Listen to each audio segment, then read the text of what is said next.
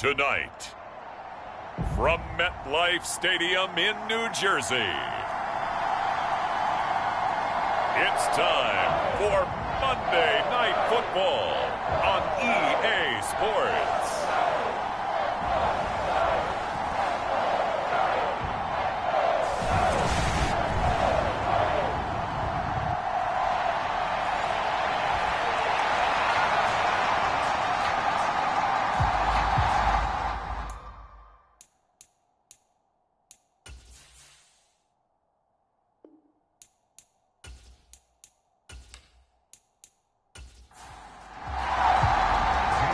Here's the kicker, Jake Elliott, ready to get this one started. And we are underway from MetLife Stadium.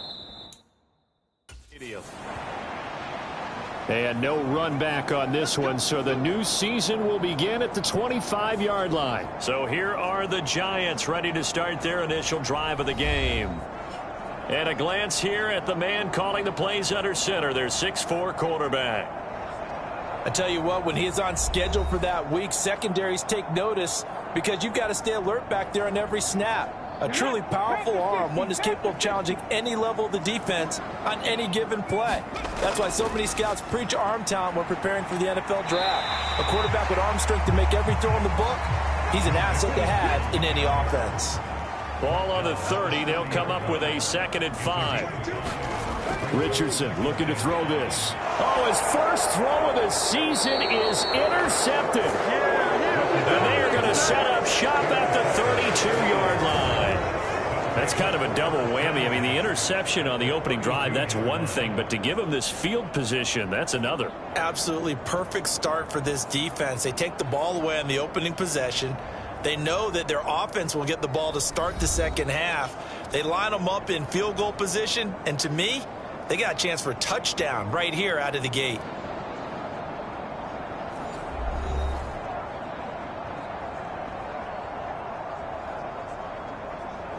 From the 32 now, here's 1st and 10.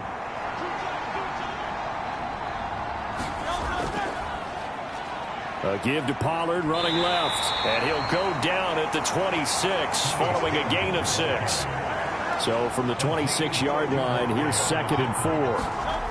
Here's Hurts to throw. This pass complete to Pollard on the out route. And he's able to get it to the edge of the red zone at the 20-yard line. On 1st down, Hurts. He's got Dallas Goedert, his tight end, over the middle. So the completion good for 7 there. And it'll be 2nd down.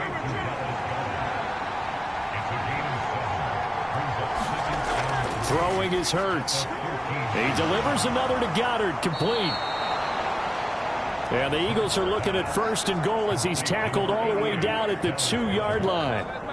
And remember, this drive started off following the turnover, and they've taken no time working their way down the short field. A nice connection there, and now they're looking at a 1st and goal. On 1st and goal, they'll try the option left. And he probably should have given that one off as he's going to get hit and taken down behind the line. That's going to wind up a loss of a full 3 yards on 1st down. No question, he's so dangerous down here near the goal line. The safeties, they have to be involved in run support against a quarterback like this. And in turn, they're going to ask their teammates to be involved as well. Back at the 5-yard line now, 2nd and goal.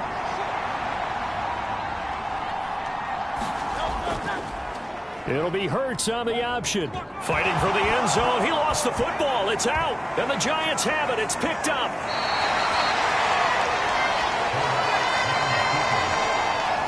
Well, give some credit to the defense. They forced the big play, knocked the ball free from him, but it's a cardinal sin by the quarterback.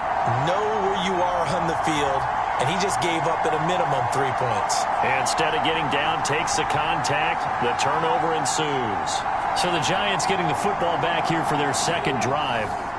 They'll take over deep in their own end after the fumble recovery as they start 1st and 10. A pass there over the middle to start things out. Now he's tackled a yard short of the marker. Good gain of 9 on 1st down. And I think this is a route we'll see more of as this game goes on, because with his speed, They want to get him the ball in space on drag routes just like this. They want him to get the ball and run after the catch. Good job there, though, holding him for a short gain. They go play action with Richardson. Now he'll take a shot for Peoples-Jones. And that will be incomplete. Trying to dial up the long one way out there, but it'll be third down. They give to Mixon to try to pick it up.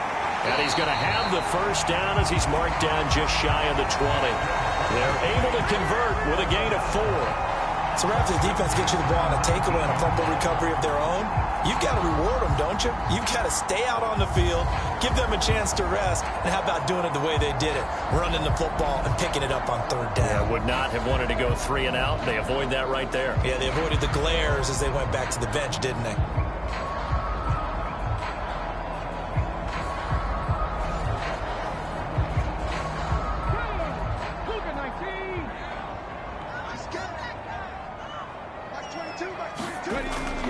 Back to Mixon on first down. And they'll blow that one up back at the 16-yard line. A loss of a full 3 yards, and now it's second down. Sometimes you just sit back and marvel at what he can do defensively. Speed, strength, quickness, he's the whole package. And that package just wrapped up the runner for a loss.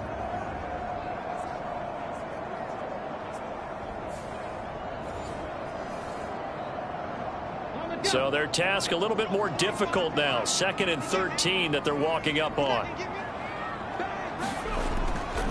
It's Mixon on the counter.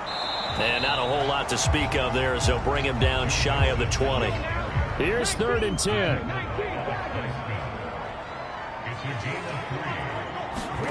On 3rd down, here's Richardson. A fight for it, and this is caught. It's caught indeed. They chalk that one up as a gain of 34 on 3rd down.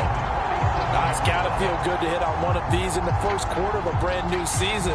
They're hoping this duo can really make some noise this year, and this is a great start. A big play here early in the ball game.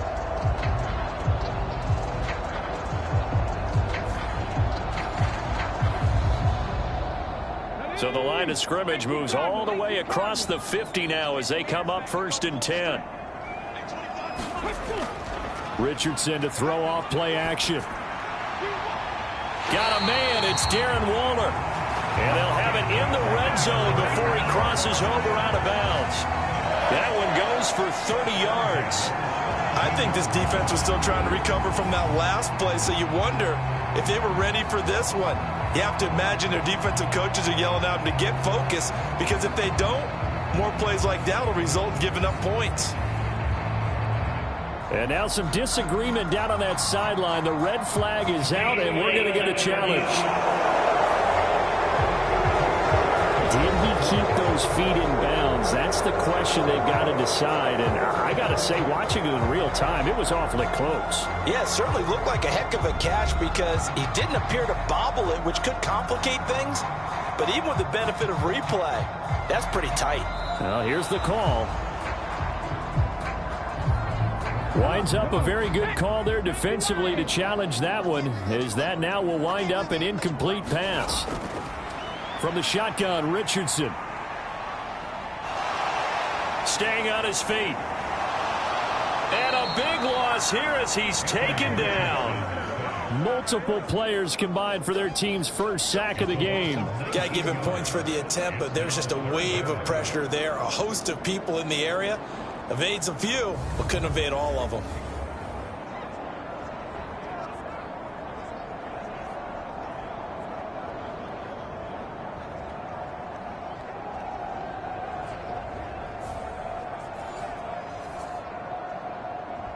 Ninth play of the drive now on 3rd and a country mile. 3rd and long for Richardson. And that is incomplete, but a penalty flag coming in. This could be a first down.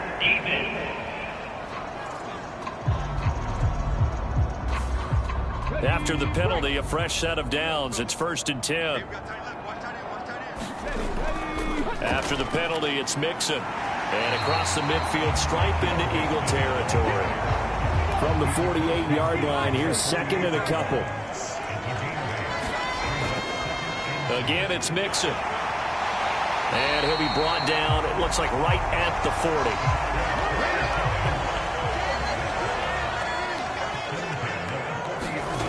First and 10, it's Richardson. And that'll be knocked away. It's incomplete.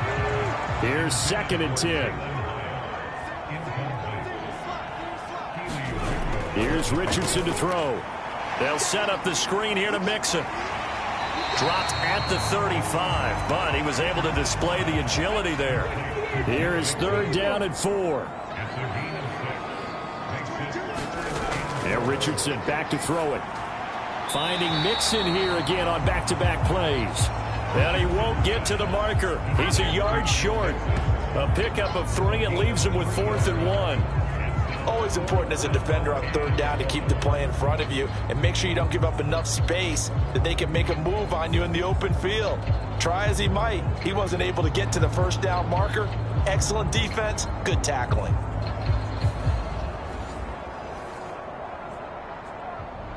So here's Greg Zuerlein now as he'll try for the field goal.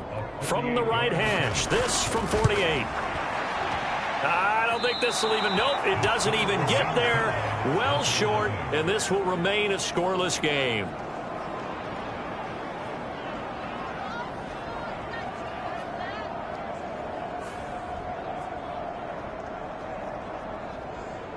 So back onto the field here come the Eagles for their second drive. And Charles, nothing like squaring off with a division opponent, a division rival in week 1. Do you like that they are matching up this early, or would you prefer a game like this be a few weeks down the road? I actually like the early matchup for a few reasons, Brandon. First of all, it allows you to see that in the entire offseason and know, hey, right out of the gate, we're playing a division game. Second part is it spreads them out a little bit. If you just have them all bunched up at the end of the year, that's not as much fun watching teams try to survive that gauntlet when you do have injuries down the stretch. And last but not least, let's face it, we're TV people. What a great game to sell right out of the gate. Back-to-back good plays have them on the move on first down. Hurts sets up to throw it. He finds his man, Pollard. And he's corralled, but not before getting it inside the 35. So they'll come up first and 10 now from the 33. Out of the gun, a give to Pollard. And he's going to take this ahead for right around 3 yards, but no more than that. Second down.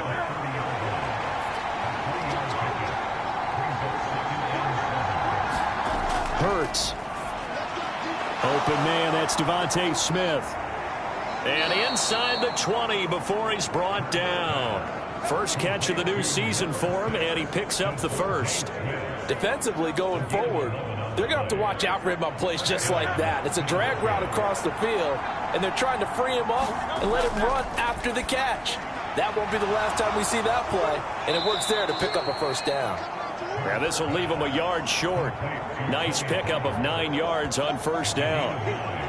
And a nice gain and a broken tackle along the way, and really we shouldn't be surprised, should we? That's what runners do, especially the best ones. They break tackles and gain extra yardage. Ball resting on the 10-yard line. It's 2nd and 1. They're going to look to throw. And he'll take it into the end zone for an Eagles touchdown. Jalen Hurts, a 10-yard touchdown run. And the Eagles put the Knights' first points on the board as they take the early lead. This is a great decision right here. Out of the pocket to his left, and he knows if he waits too long, the defense is going to be all over him. So he makes a decision to go and wins the race to the pylon. On for the extra point, Jake Elliott.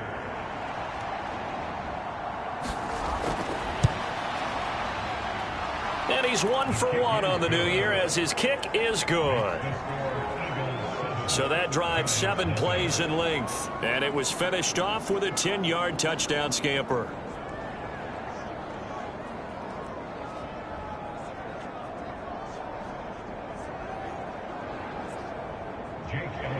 Now after the touchdown, here's Elliott on to kick it away.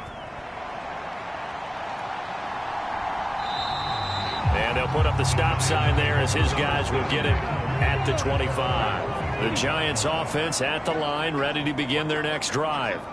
And they were at field goal range last time out, but couldn't connect. And it's early in the game, so I don't think that the confidence just goes entirely out of, running your kicker back out there. But let's face it, some coaches have a little bit less patience for that than others. Let's see if they call the game differently now in terms of what they do on drives and not try and settle for field goals. After 7-0 on EA Sports.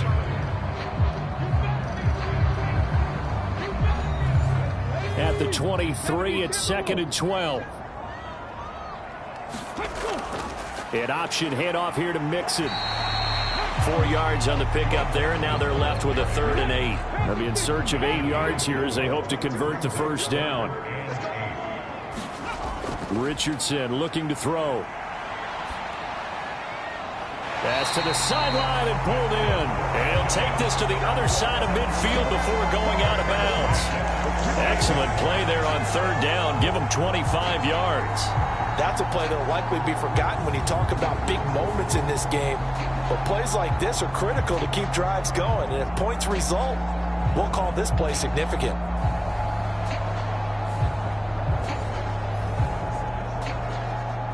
This offense finding its legs now. Here's another 1st and 10. Now Richardson. Pressure comes, and down he goes. The Eagles get there for the sack. Buried for the sack by big Jalen Carter. Now that was a passer's nightmare. The front door totally shut down by the defense, so he kept going backwards, hoping to find another avenue of escape. It didn't exist.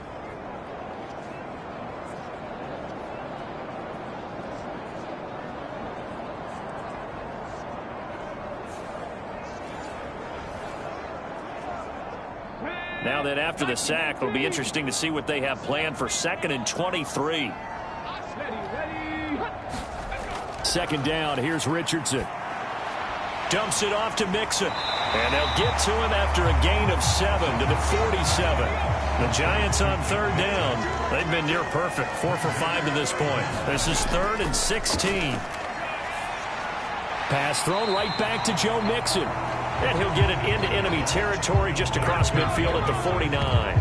He did his best to just get 4 out of that, but not enough. And now 4th down. We can make this one pretty simple. Locked up all of his progressions downfield, forced to get it to his running back. But how about the way they ran to the football and knocked it down to force a 4th down?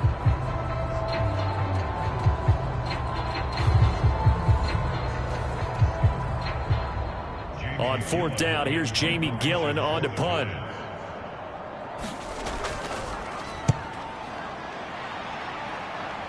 And no return here. Where will they spot it? They say just outside the 20-yard line. The Eagles offense now, they head back on the field. Things progressing to plan so far. Their defense has been solid, and they've got themselves a 7-0 lead after the touchdown the last time they had the ball. And this is no time to even think about, hey, are we going to milk the clock? Hey, are we just going to do ball control? This is the NFL. 7-0 leads, they don't last very long unless you continue to push the envelope on offense. And he's taken down, but able to slip across the 35. Successful start to the drive, 17 yards, and moves the sticks. Certainly no settling into the drive there. They came right out on the first play and attacked the middle of the field for a big gainer and a 1st down.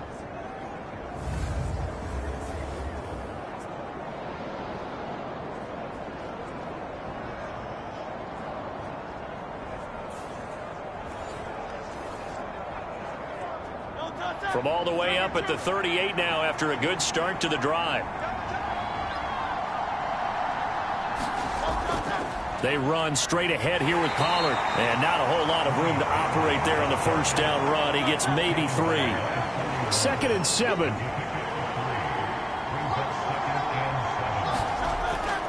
Going to run again here with Pollard. And he's going to bowl his way forward to the 48. Here's 3rd and a few inches.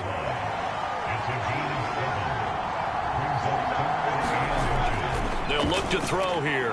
Pass taken in by his big tight end. And he's out of bounds as he gets this down to the 45. So the drive takes him into Giants territory now, 1st and 10 at the 45-yard line. Hurts throw complete here to his receiver, Brown. And he's going to get this inside the 30. The Eagle passing game looking good on this drive. It's a 1st down. So many times in my career I've heard coaches talk about completions are one thing, but as long as we're there at the catch and we get guys on the ground, we can live with that. But if you're going to give up 10, 12, 15 yards after the catch, then your defense is going to be in a lot of trouble.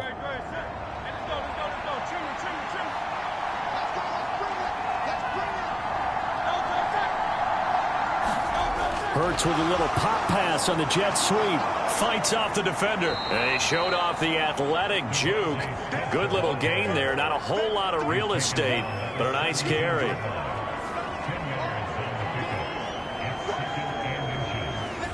They still need about the length of the football here, maybe a little less as they come up on 2nd and inches.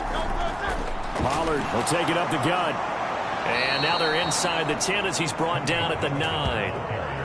That leads us to a 1st and goal. It's a pickup of 8. They were not fooling around at all, were they? 2nd and short, and they brought out the heavy package. Almost felt like the super heavy package against that defense, didn't it? Yeah, I don't think they expected that much beef up front, and it turned into an easy 1st down conversion.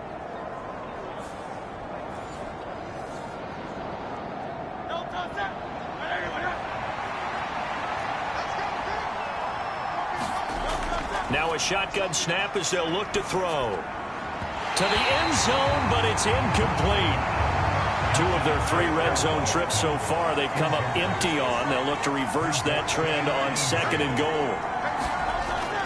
Now a shotgun handoff to Pollard. And he'll take this from the 9 down to about the 7. Partner, I know we're in a goal-to-go situation, but my goodness, think about running the ball here. Not even a thought, is it? Defensively, they're in a prime spot. And I think the defensive guys are probably expressing themselves to them as well. I wouldn't run it here, guys. You might want to try throwing it. A big play if you think about it right now in this season opener. It's 3rd and goal. Toward the pylon, caught. Touchdown, Eagles. A.J. Brown, a 7-yard touchdown grab. And the Eagles have taken a 2-touchdown lead now. So a good start to the campaign so far for them here in week 1. Yeah, all the things that you dreamed about in April and May and that you worked on in July and August, getting ready for this game, it's all coming together so far. Elliott on for the extra point.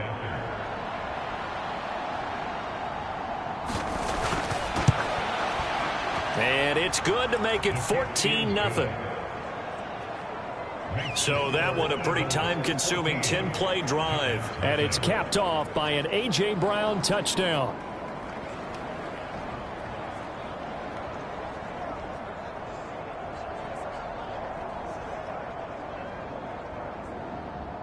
Now after the touchdown, here's Elliott on to kick it away. This taken in at the goal line.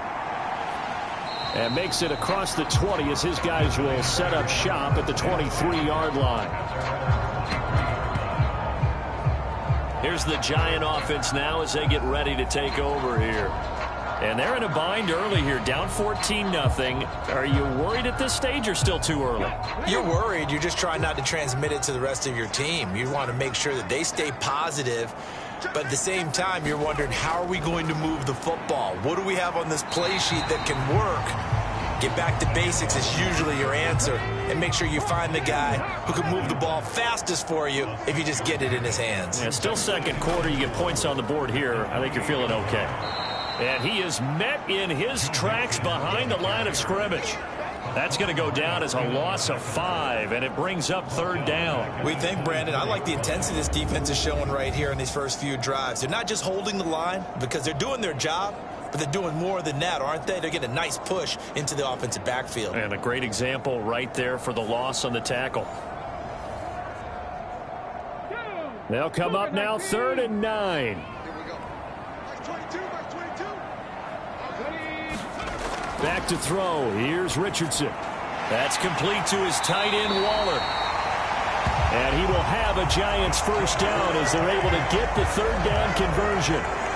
And that's well executed there on third down, and I love the confidence that they had to let their tight end try and find some space in the middle of the field, right in their quarterback's line of vision. And QBs love to make that easy throw, and they hooked up there for a first down. So here's a 1st and 10 at the 38. Play action. Now Richardson. It's complete to Watt. They'll give him 4 yards there, and that's going to bring up 2nd down.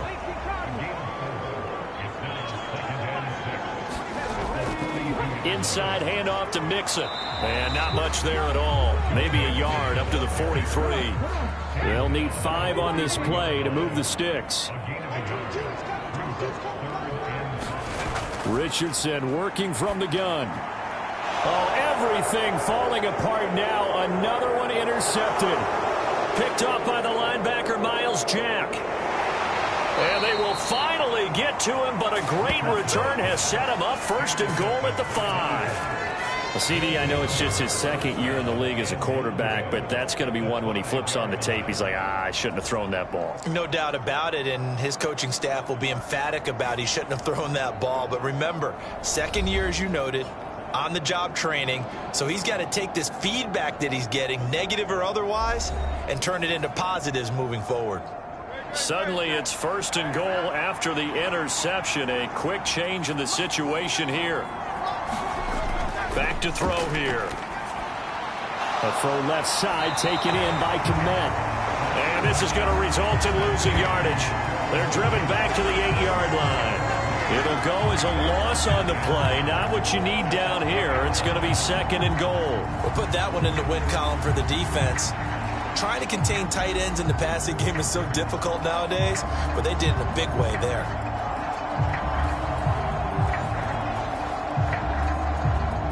It's 2nd and goal, back to the 8-yard line now.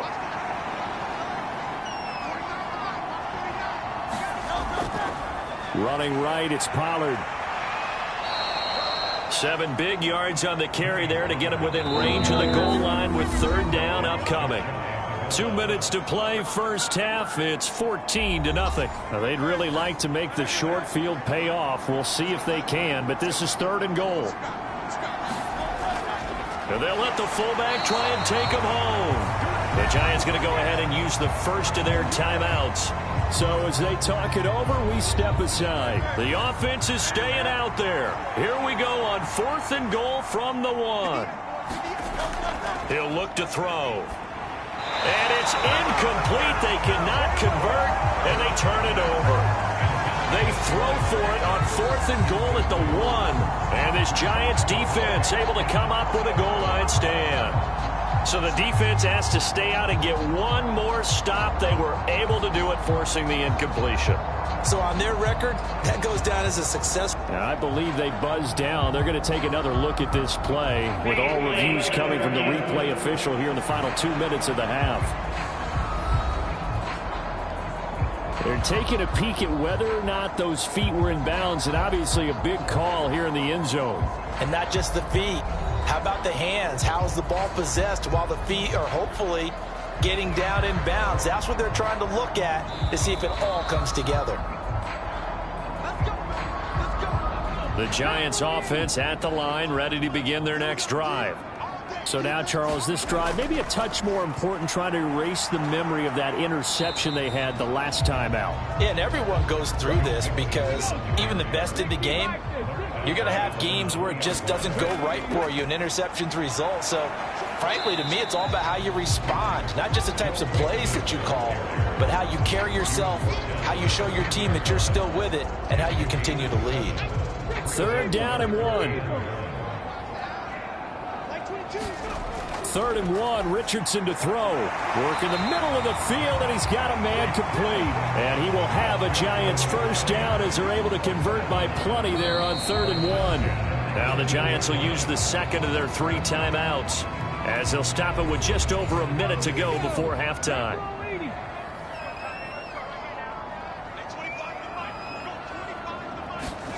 Richardson to the air on 1st down. He'll drop this one down to Mixon. And he works it across the 25 before being tackled. First down now, but that clock rolling. Richardson. This goes out wide for Mixon. The result, only 4 yards there on the play. And that'll make it second down. Richardson out of the shotgun. That's it. And now the ball's out. Fumble near midfield. And it's picked up by the Eagles. And they take possession 2 yards away from midfield at the 48-yard line. We have seen this before, and we know coaches preach about this and work on it all the time. Catch the ball. You know there's going to be some traffic somewhere. They've got to put it away and secure it as they try and get downfield. Yeah, the Eagles going to get one final possession in this first half. And they'll start with a short field following that turnover as they look for points here before the break. On 1st and 10, it's Hurts. Swinging this out for Pollard. The Eagles going to take the first of their timeouts as they'll stop it with 13 seconds to play in half number 1. Second down and 6 now. Here's Hurts to throw. There's a short throw. It's caught by Kmet. Call it a gain of a yard, and it brings up 3rd and 5 now. So we reach halftime here at our first Monday Nighter of the season. As we'll send you down the coast now to Orlando, that's where we find Jonathan Coachman, ready with our EA Sports Halftime Report. Coach. All right, Brandon, thanks very much. We'll get back to you and Charles in a minute. But first, time to give the folks at home a look at what's going on around the NFL. We'll begin up at legendary Lambeau Field in Green Bay, where you see the final score there. Justin Herbert with 3 touchdown passes in the Week 1 victory. From there, let's stay in the Midwest and head down to Kansas City to check on the Chiefs at Arrowhead. And they were victorious in that one over the visiting L.A. Rams. Patrick Mahomes, 2 touchdown passes as his guys are able to get the victory in their season opener. Lastly, let's check on one final game for you. And you can see they are scoreless as they play the second quarter.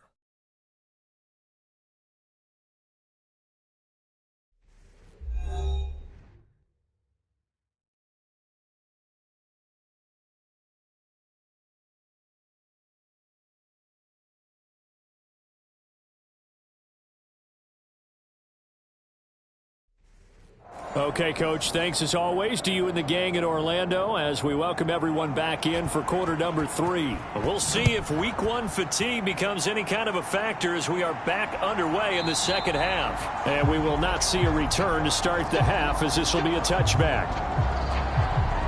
Out come the Eagles now as they'll go on offense first here in the third quarter.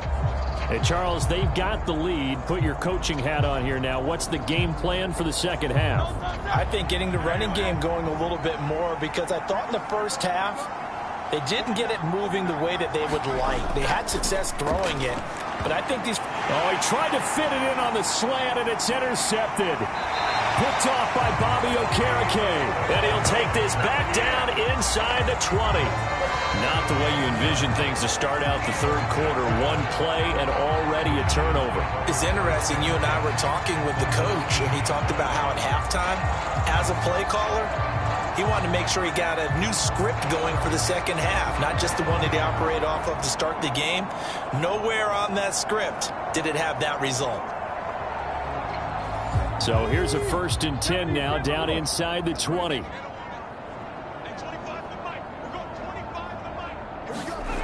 Now it's Richardson. This will be incomplete. Oh, a dream chance for a D lineman, but he couldn't pull that one in. On second down, here's Mixon. And he'll get this down only to the 18. So they've been unable to capitalize on the great field position as of yet. Here's 3rd and 9. Richardson shotgun on 3rd down. Under pressure, and he'll go down. Sacked back at the 31. Hassan Reddick gets in there to drop him for a loss of 13 yards, and it's also 4th down now. Okay, I'm not sure you could actually draw up a better pass rush than that one right there. Nowhere to go outside. He had to keep backing up and backing up and backing up. Eventually dropped for a huge loss. So here's Greg Zuerlein now as he'll try for the field goal. On the left hash, this from 48 yards. Zuerlein's kick is up and through. And they will get themselves on the board here at 14-3.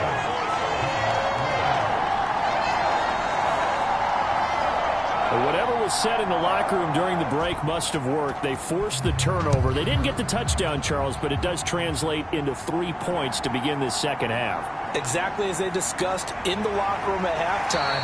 Get some points to get things kick-started. Now start your half off with some momentum. Gives you something to build on for your next possession.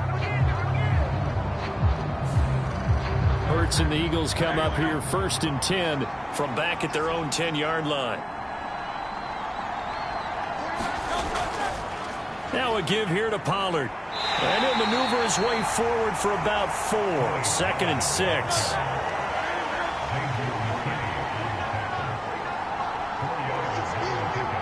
The man in motion is Brown. And now a fake there on the jet sweep as he'll give to Pollard. And he stopped immediately there. No gain on the play, and it's going to bring up a 3rd down. If this defense wants to stay in this ballgame, they've got to start ending some drives. That helps. And they have to look ahead at what they expect the offense to do. And right now with that lead, that's run the football. So you don't just stack the line of scrimmage. You have to get upfield and try and make some plays in their backfield. That is caught. And he's taken down, but not before he gets this across the 25-yard line. 14 yards there and an Eagle 1st down. We often hear the phrase sure-handed tight ends, and he certainly fits into that category. Plus, he's got a quarterback who knows to look his way when they need a big pickup. And on this play, he finds him for the 1st down.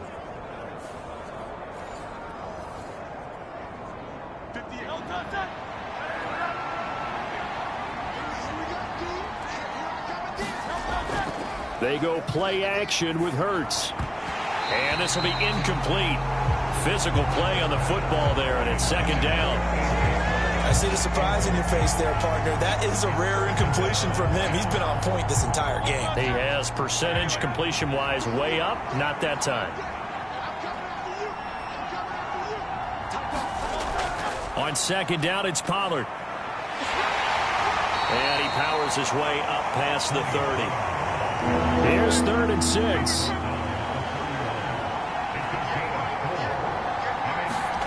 Throwing is Hurts. Able to find the open man. That's complete. And he'll be taken down, but not before they work it across midfield. And they're able to convert on 3rd with a solid gain of 23. And now we get into the psychology of the whole thing, because a lot of teams with a 2-score lead in the 3rd quarter, they almost become defensive with their offense, just playing not to lose. I think with this team, you got to figure at this point, this is a great spot for them to go into attack mode, really try and put the hammer down and finish this one off.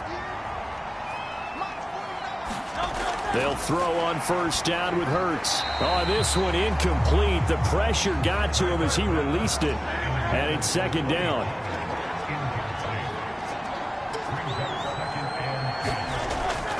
Back to throw.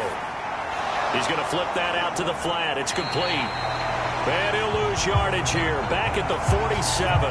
It'll go as a loss of a yard, so now they deal with 3rd and 11. Well, Brandon, we could see that play developing, and they were hoping that he was going to be able to put a move on the first guy and turn it into a big play. But no such luck. The speed on defense continues to get better and better in the NFL. Pretty nice example there of those guys being able to run from their assignments and finish off that play. Back to throw again. He'll check this one down to Gainwell. And he can only get this to the 42-yard line. And that is not near enough.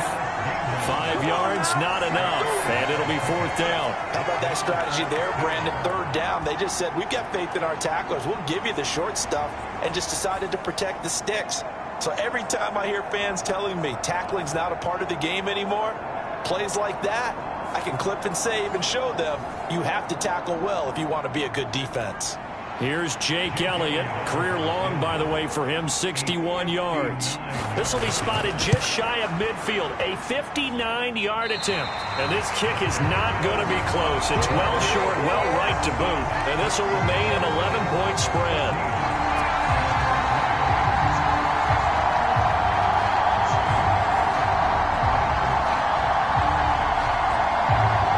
Now out come the Giants.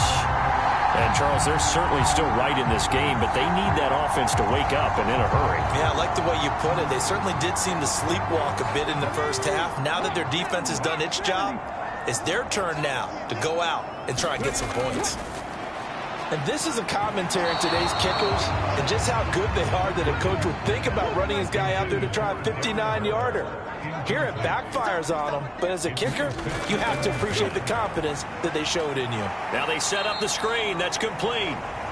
And he is going to lose yardage here. They'll wind up losing 3 here on the play, and that'll make it 3rd and 13. Now that screen there on second down certainly didn't develop how they had hoped. Is that one they should have even tried, or is that one the quarterback sticks in his pocket? I think the latter. I like what you said there, because trying it is one thing. We can second guess just about every call. But in this case, when you realize that it's broken down, just throw it at the feet of your intended receiver so that no one can pick it off, right? You don't have the ball tipped up in the air, and you come back and try and pick up the first down on 3rd down. That way you don't lose any yardage. They do get 7 out of that, but not enough to prevent a 4th down. And we see another pitch and catch there to the running back. This position just continues to evolve. They become just as critical to the passing attack as a lot of receivers, tight ends, because their ability to make people miss in the open field can really generate big plays for an offense.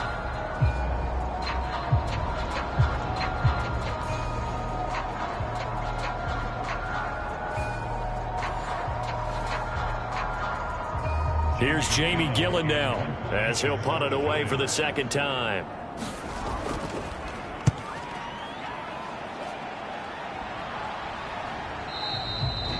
And a little too much mustard on that one. It hits a couple yards into the end zone.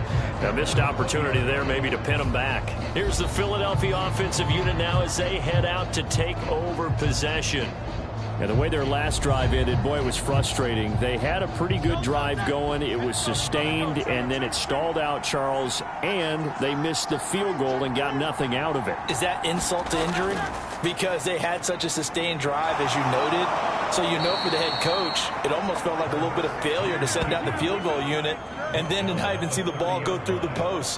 What a bummer on that last drive for them. Got to pick themselves up from that one. Well, he is certainly dangerous when he spots a lane, and he keeps it himself there. Worked out well. And how about the moving parts on a play like this? You know you have to practice it over and over because it's almost like a ballet that has to be choreographed. But how about once he made the decision to go, he committed to it and went. Let's face it, most teams are going to defend the running back much more than the quarterback on that type of a play. And he gets this to the 35. Good for a gain of 5. Ball on the 35. Here comes 2nd and 5. Hurts going to keep it running right. And he'll work free from one tackle, but that's about all as he's taken down.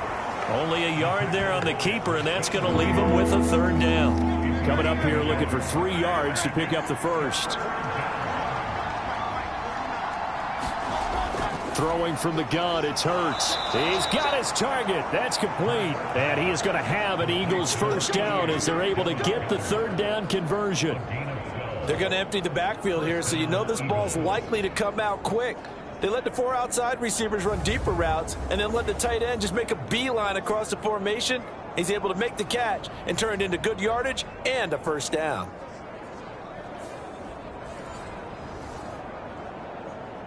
Two 1st downs have him up near midfield now on 1st and 10. They'll go with Pollard here on 1st down. And he's going to get a solid gain of 9 before being brought down. 2nd and right at a yard.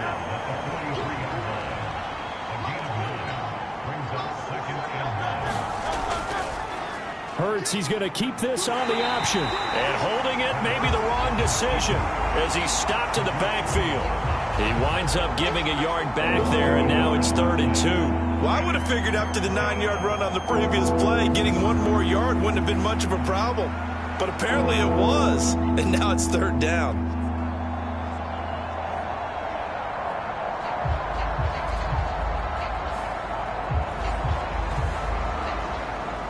Trying to keep the drive going here. This is play number 7 on 3rd and 2. Trying to run for it with Pollard. And he will have a first down as they get him to the ground at the 37. 64 yards rushing for him now as he's carried it 13 times. Looks to me like maybe there's a little attrition setting in with this drive, because when you see that type of a run, I get the feeling the defense getting a little bit tired. And that's the last thing they need, especially when they look up at the scoreboard.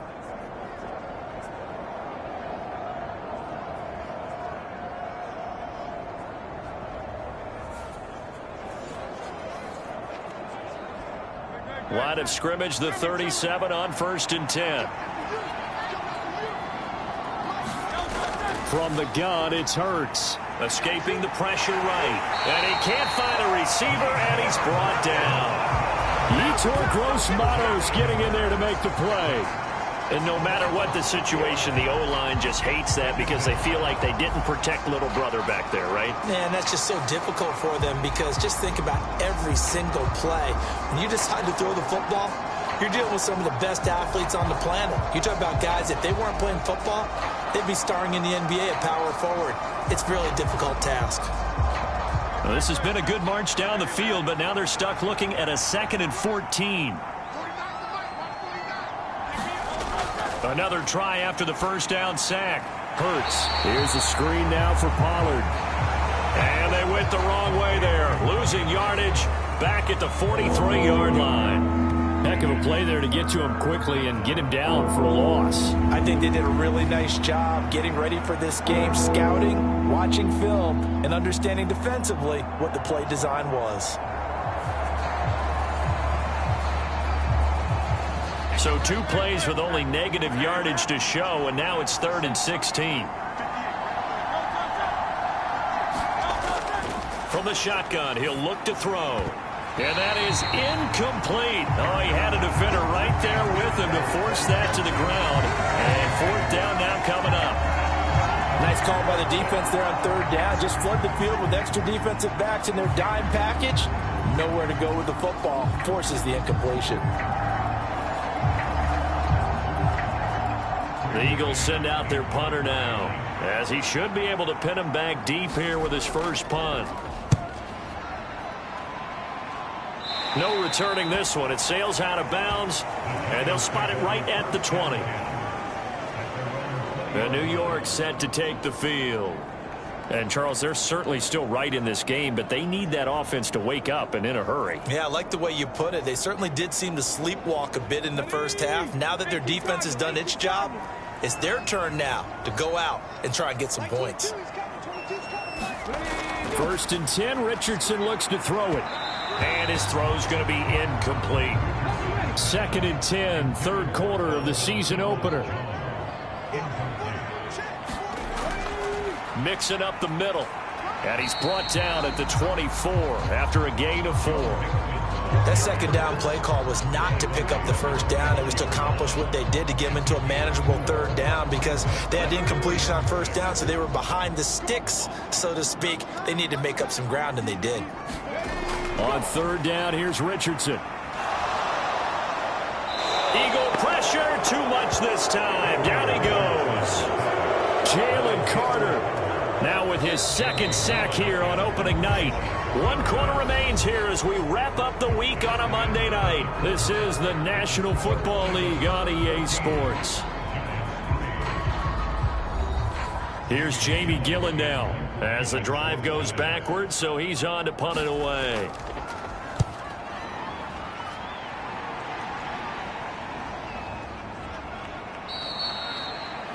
So a change of possession here on the punt. And the Eagles will have it, taking over 1st and 10. Philadelphia getting set to take the field. Now, there are 2 scores on the plus side. Still time here in this 4th quarter, but maybe you start thinking about playing keep away? Yeah, I think here's the situation. You're not thinking touchdowns anymore. You're just thinking first downs. To keep up with your theme there, playing keep away, first downs, they can't touch the ball. Escapes the defender, and he'll work it across midfield inside the 45. So the 14 yards actually takes him from 143 to the other for 1st and 10. Hurts sets up to throw it. He's going deep for Brown. And it'll be incomplete. Good job staying with him defensively, and it'll bring up 2nd down. That's some good closing speed there defensively because that looked open for a minute. But that's great work with the ball in the air. Never gave up, converged on his man, and broke the play up. Hurts' throw brought in by Brown. 5 yards. Now it's 3rd and 5.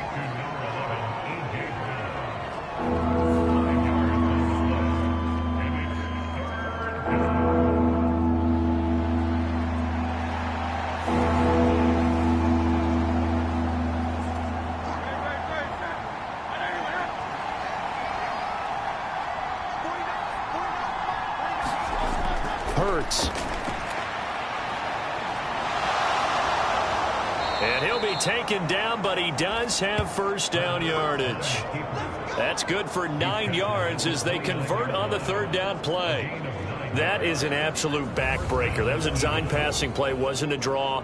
You think you got him stopped, good coverage downfield, and he's able to pick up the first with his legs. Defensively, that kicks into your psyche and hurts a little bit, doesn't it? It certainly does, and here's the thing.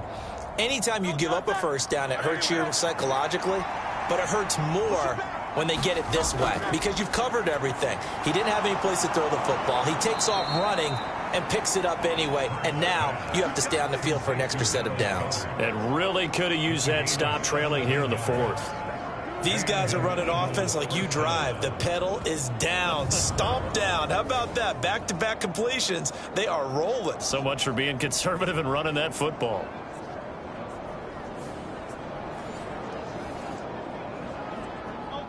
So signs of life in what's been a dormant offense in this 2nd half. Here's 1st and 10. It'll be a handoff to Pollard. Looking for a seam, but finding none. He'll get back to the line of scrimmage, and that's it. No gain on the play. It'll be 2nd down.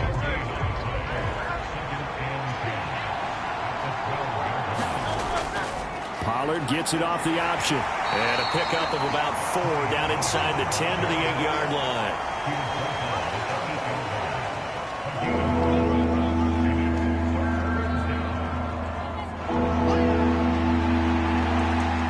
So it's 3rd and 6, and this will be the 8th play of the drive. Out of the gun, they'll look to throw. Throw left side complete. That's Smith. 2 yards on the pickup there, and that'll bring up 4th down. Oh, it's time to give a little credit there to the defense. They played that very well because it was a drag route, and he ran it a little shallower than normal as he worked straight across the field. He was hoping he'd get lost behind the defensive line, but once he made the catch, nowhere to turn upfield and gain any yardage. So Hurts is off, and on comes Jake Elliott for the Eagle field goal. From the left hash, a chip shot here. The kick by Elliott is good, and they will stretch the lead now to 17-3.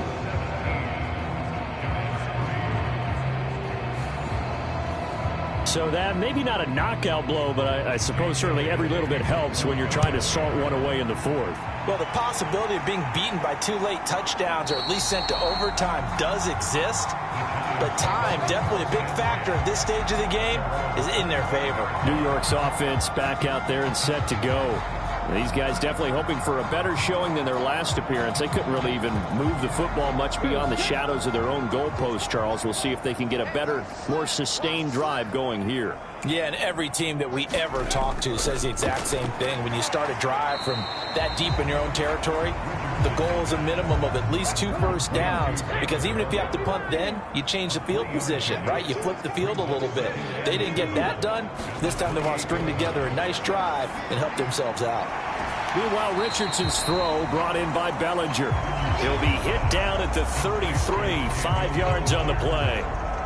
One thing I think that's safe to say defensively, the tackling's been really good.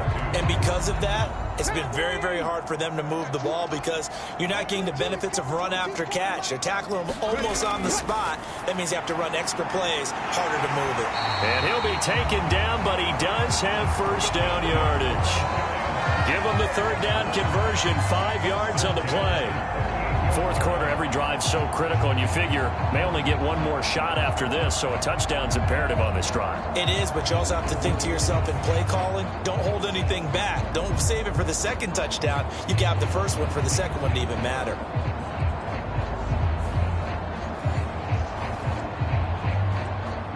So here's a 1st and 10 at the 38.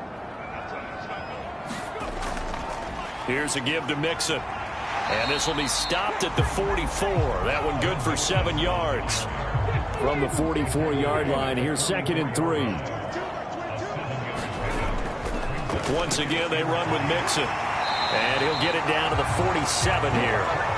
57 yards rushing for him now on 17 carries. Now, yes, a 2-possession game, but a good chunk of time on the clock, so they have the ability still there to run it on 2nd and short, but maybe they need to pick it up a bit. You're right. They did pick up the first down there, but they, as you mentioned, they have to pick up the pace now because it's a 2-possession game. They've got to get there twice to make sure they have a chance to win. So from Philadelphia territory now, here's a 1st and 10 at the 47. Richardson's throw into the hands of Peoples-Jones. And a 5-yard gain gets him to the 42. Now 2nd and 5. On 2nd down, it's Richardson to throw it. And the timing a bit off that time as that one falls to the ground.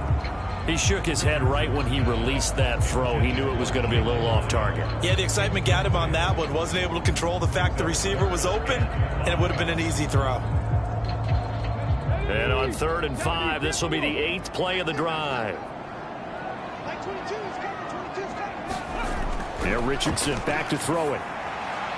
That's going to be caught by Hodgins. And he has another first down as they'll get the ball down to the Eagles' 29-yard line. A 3rd down conversion with a strong gain of 14. In a 2-score game, obviously, every play, every 3rd down, like we saw there, magnified, big pickup. It was a huge pickup. What they really want, though, is to not even get to 3rd down. They've got to maximize time and conserve as much as possible.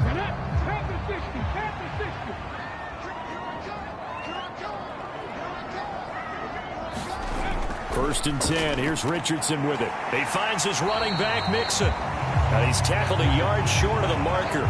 Good gain of 9 on 1st down. From the 20, here's 2nd and a yard. A gain of 5, good enough for the 1st down.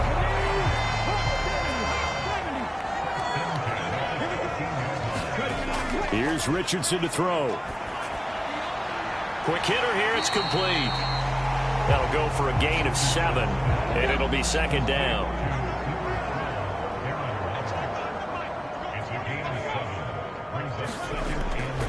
A handoff to Mixon. And this won't be enough to pick up the first. A gain of 2, 3rd and 1. So they just need 1 yard here to pick up the first down. Richardson on 3rd and short. And that's knocked away and incomplete. And they're indeed going to go for it here on 4th down. So trailing here in the last quarter. Let's see how this plays out. 4th down, desperation time. Here's Richardson. And this is intercepted, and that should do it.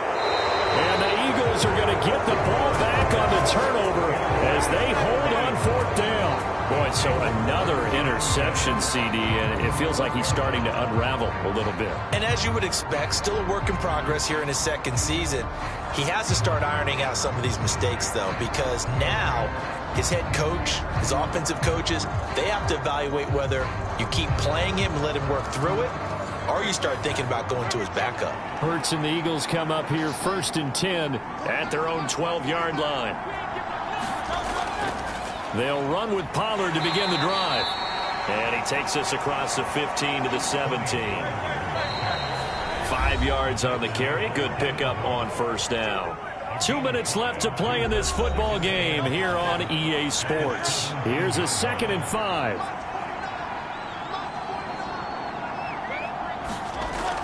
He's going to get it again. Just looking to get forward and protect the ball. And now right out of the 2-minute break, we'll get a timeout used defensively with 1:56 to go.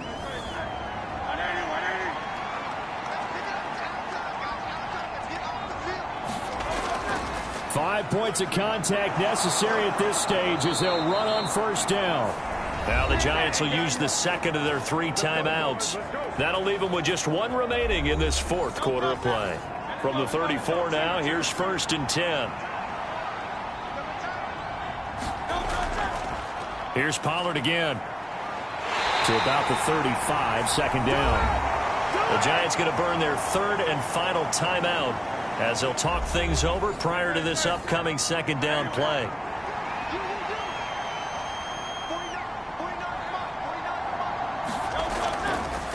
Now Hurts on the option right. Only a yard there on the keeper, and that's going to leave them with a 3rd down. Typically on the read option play, when we talk about responsibilities, we're talking about what the quarterback has to go through. How about the inside linebacker, though? His job on this play, shadow the quarterback and hold him to a short gain. Did it to perfection.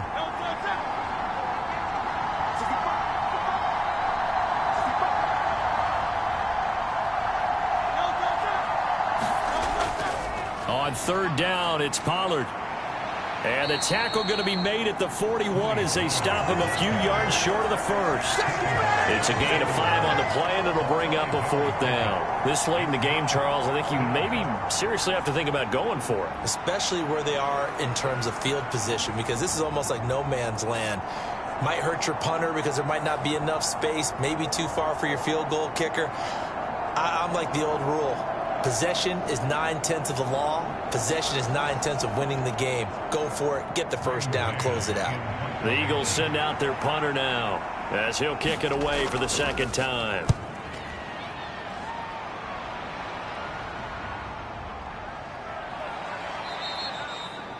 So possession goes over here on the punt. And control of the football switching hands here with very little time remaining in this contest. And the Giants ready to come out now. They have a little bit of time left here, but this one not going to go their way. And this is where, in this situation for me, you just go ahead and run out the clock, shake hands, congratulations, and move on. Because now, you're not going to make up for what's happened during the game in this last sequence. We'll see what they do here in this last sequence. And that is incomplete. Took a shot there on 1st down, but he couldn't reel it in. This defense has been so stingy all game long. No reason to think it's suddenly going to open up now. They took their shot, but this, like many others, falls incomplete. Richardson to throw it. Now a desperation throw deep downfield. And that's going to be incomplete. Good effort there trying to take a shot, but it's 3rd down. One last shot for Richardson. And that will be incomplete as time has run out on this football game. Well, partner, that'll do it. These week 1 primetime games, they always seem to have a little bit more electricity, a little more anticipation. A fun one tonight, and a lot of fun ones that we have on the road ahead. And, partner, I love the word you just used there, electricity. Things were crackling out there, weren't they? And let's face it, both of these teams came in with the idea, get off to the start. Get off to a 1-0 start and get your season going.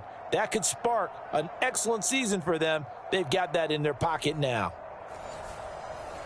So for the Eagles, it'll be a happy trip home as they start the season with a road victory here on a Monday night. And they'll get another road date next week as their opponents will be the Pittsburgh Steelers.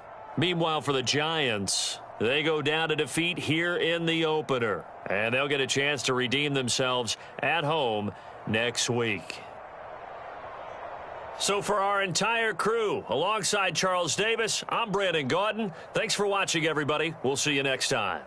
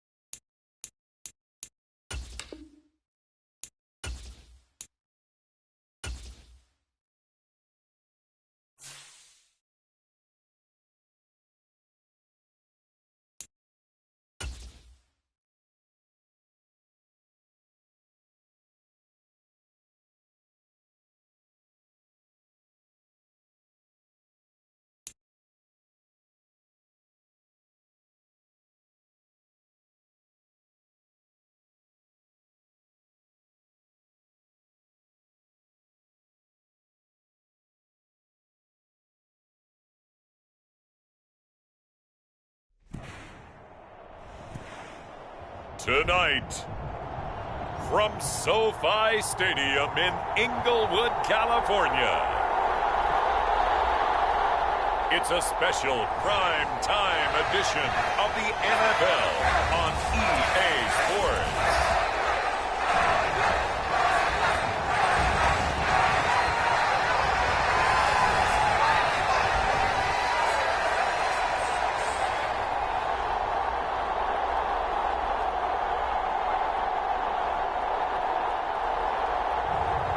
It's the Los Angeles Chargers taking on the New Orleans Saints.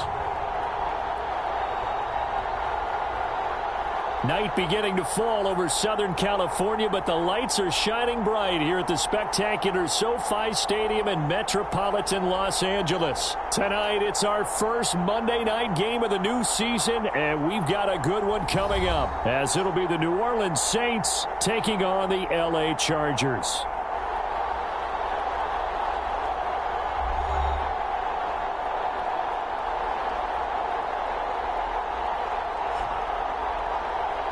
Alongside Charles Davis, I'm Brandon Gaudin. And Charles, a new season finally here. We had the great one Thursday.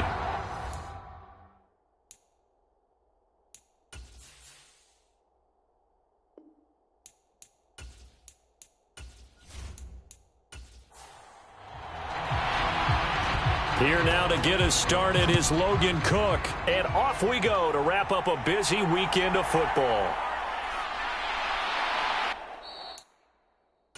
And able to get this across the 20, but not much further as he's dropped at the 23-yard line. And here come the Saints for their opening drive. It's the Mississippi State product at quarterback. Calling the shots will be Dak Prescott. And how about the toughness of Dak Prescott? We see it all the time on the field. And remember when he had that serious ankle injury, would he return to form? Boy, did he ever. And he was better than ever, and that's great for the NFL. Terrific resilience, playing at a high level, capable of winning a championship with his arm and his legs. And right away, he lost the football. Wow, that ball gets knocked free, but a teammate comes along and scoops it up. It's almost like baseball. Guys at bat, people are on base in scoring position. One guy doesn't get him home. The next guy comes through and picks him up. And avoids the turnover.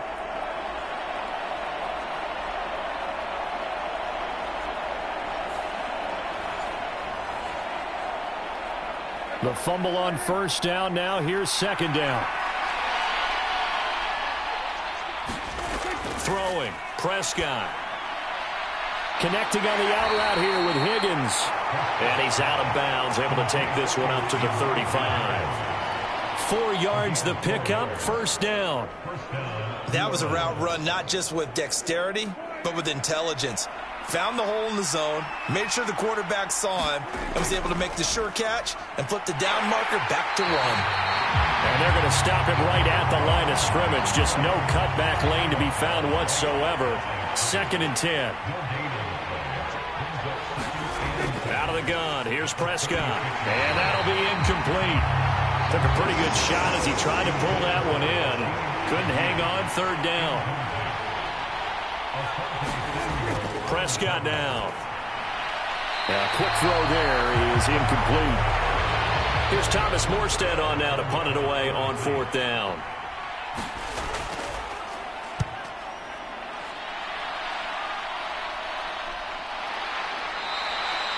It'll be 37 yards there on the punt, and it'll be Charger football here as they take over.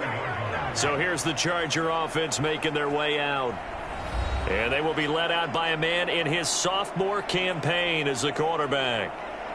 We're seeing it more and more in this league, how teams love to have athletes back there taking the snaps, guys who can throw it and move around and get yardage with their legs if needed. He's one of the best examples that we see out there right now. He can throw for hundreds of yards one week and then run for 100+ the next. He adds an extra dimension that really confounds defenses when he puts it all together. And they'll get him down after a pickup of 8, 2nd and 2. You often say that sort of opens the playbook now, 2nd and short. What do you think, early shot here? I like where you're going. Obviously, we've been together for a while because you know me. I want to take that shot early and loosen things up. On second down, it's Porter. And they'll get it up just short of the 45 at the 44. Give him 12 yards there, and the Chargers have a first down. There are times on carries like that where he looks a little bit older than his rookie status. How many times have we talked when we've gone out to dinner about how precocious these youngsters are that come into the NFL now? They play at a higher level at a younger age. The stars aren't quite in their eyes as much as it used to be, huh? Back-to-back good plays have them on the move on first down. They'll keep it on the ground. Porter. And nothing doing. He's immediately taken down at the line of scrimmage. Now a 2nd and 10. Now they'll switch it up here and look to throw. That's caught by his tight end, Gerald Everett. 5 yards. Now it's 3rd and 5. Well, partner, that's the start that you want right there. And you know he spent the entire offseason throwing hundreds, I'd probably say thousands of passes, getting ready for that moment. The first throw of the new season. He's dreamed about it, thought about it, and now it's out of the way. 1 for 1. A lot more to go. And he will slide to a stop. He does have the first down. That one good for 13 and a Charger first. Certainly not a positive sign if you're the D coordinator and you see your guys give up that space so early in the game. 3rd down, that's when the clamps are supposed to come out, but his ability to create things with his legs makes things difficult. So in Saints territory now. Here's 1st and 10 at the 38. Opening carry of the game for Cordero Patterson. And a nice little start as he's able to get this up to the 28. They get 10 more there, and I believe that'll be enough for another first down. It will.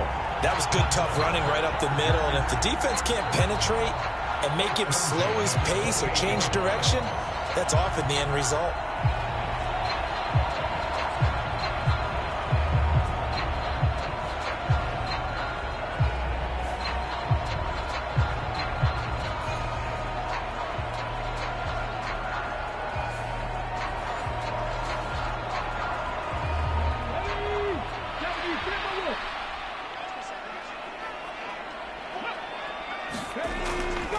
Now a play fake here on first down. And this turns into a nice gain with a slide at the end. Big yardage there on the scramble. It gets him a first down. This early in the game, it's all about making steady progress downfield, hoping to lead to early points. And you can do it with your actual play calls or sometimes something a little more improvised, as we just saw there.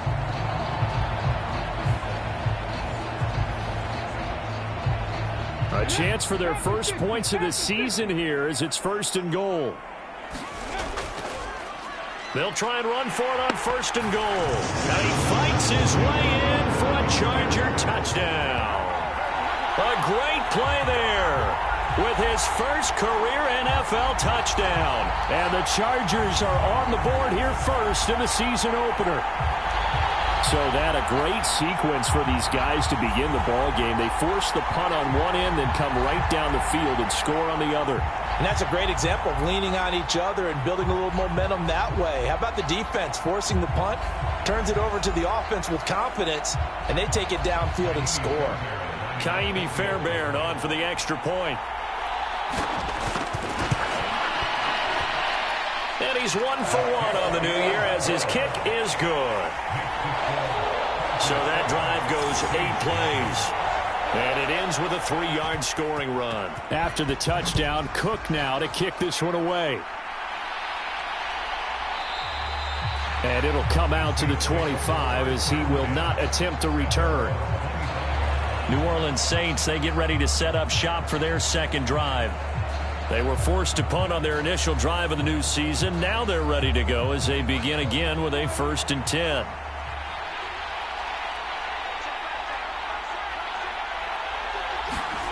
To throw is Prescott. Throwing the out route incomplete. It's Higgins. And they get him down, but not before he takes it across the 40-yard line. That play going for 16 yards to start the drive, first down. And that catch number 100 for his young career. And remember, only in his second season, the future bright.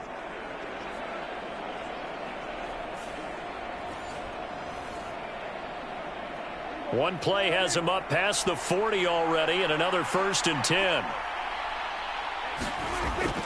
From the gun, it's a run for Kamara. And he'll lose yardage here, back at the 41. Officially, it's a 1-yard loss. That's going to bring up 2nd and 11.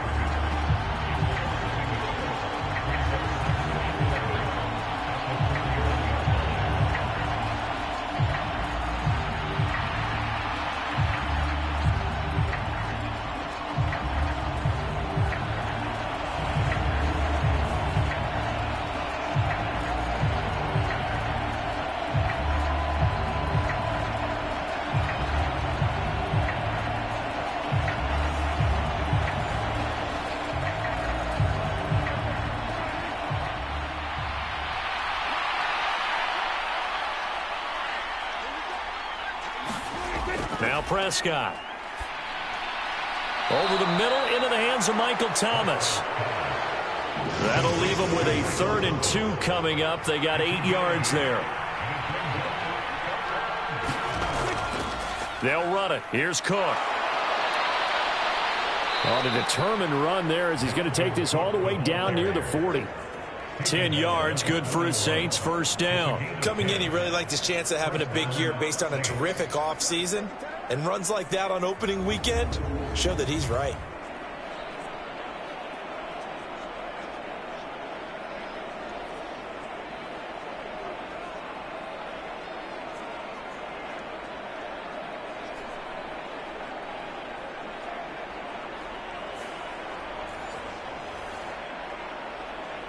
Following the good run by Cook, here's another 1st and 10.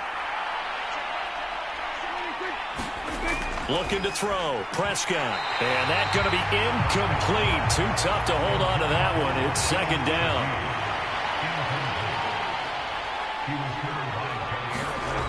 Prescott to throw it. That'll be taken in by Shaheed. That'll leave them with a 3rd and 2 coming up. They got 8 yards there. One thing you're hoping for when you run drag routes, you're able to hit a receiver in stride, and he can pick up a lot of yardage after the catch. But in this situation, the defense was effective, able to stop him before he could get a good head of steam going. Well, they needed 2. They could only get 1. 4th down. When we talk about defenders, specifically linebackers, keeping their eyes in the right spot, he had that eye down the entire time. And you know that's not easily done because they throw a lot of misdirection at you. They try and fool you and get your eyes in the wrong place.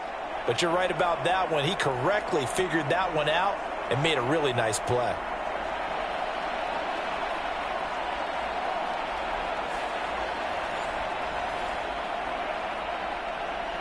So on comes Cairo Santos now for the field goal try. It'll be a 49-yard attempt from the left hash. Santos' kick is up and through, and they are on the board, but still trailing. It's 7-3. So they're able to end that drive with 3 points in this one-possession ball game. And ideally, you want to end every drive with points. Most quarterbacks would tell you, let's end it with a kick, right? A PAT, that's number 1. Field goal you'll take. Punts, you really don't want to do that. In this case, they'll take the field goal and get prepared for the rest of the game. The Chargers get set to go here for their 2nd drive. Perfect start to the season on their first drive last time out, able to find the end zone. Now we'll see if they can make it 2 for 2 here in week 1. So 1st and 10 now from the 30. They'll come out throwing here to start the drive. And he'll be taken down, but not before they work it across midfield. Turns out to be a great idea to tuck that one. Good for 24 yards. I am willing to bet that he got a monster grin on his face when he saw what was happening. Man covers were so committed to denying a big throw that it pulled attention away from him, and he had an easy lane to hit, and hit it he did.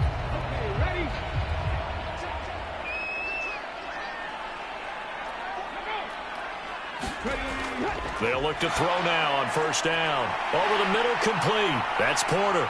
And he gets this inside the 35-yard line. Back-to-back good plays have him on the move on 1st down.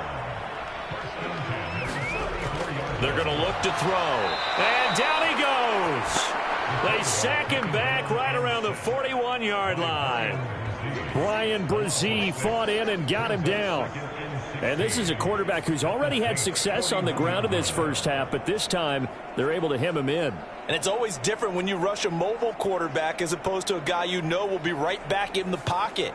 In this case, you got to make sure the inside pressure and the outside pressure match, and maybe even a second wave to make sure if he squirts free, you've got someone to tackle him. 2nd and long. They'll get this over the middle here to Palmer.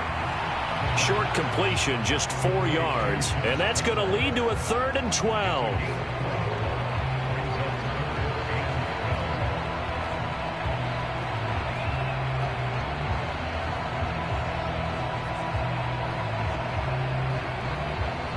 We'll see what they have drawn up here. A little bit behind the line. 12 yards needed to gain a first down. On 3rd down, he'll drop to throw. Oh, that's into a sea of bodies, and it's intercepted. Picked off by Kyle Fuller. And the Saints are going to take over at their own 30-yard line.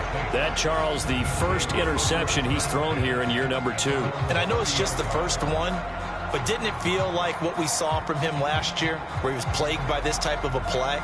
And they thought that, over the offseason, going into a second season, some of that would go away. Thus far, still looks a lot like his rookie year.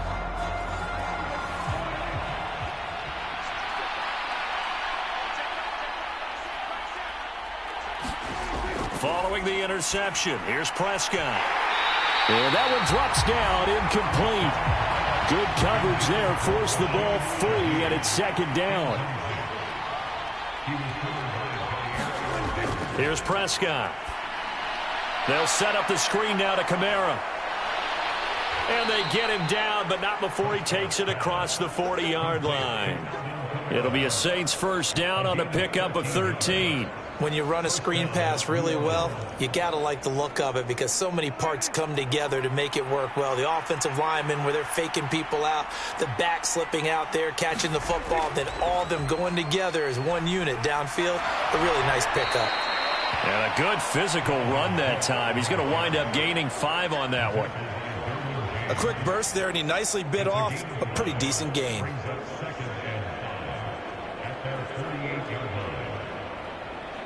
Second and 5.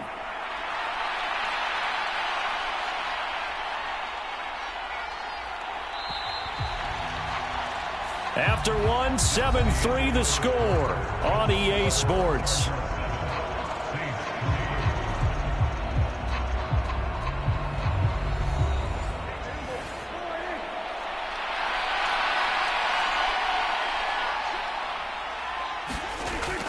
On 2nd down, Kamara.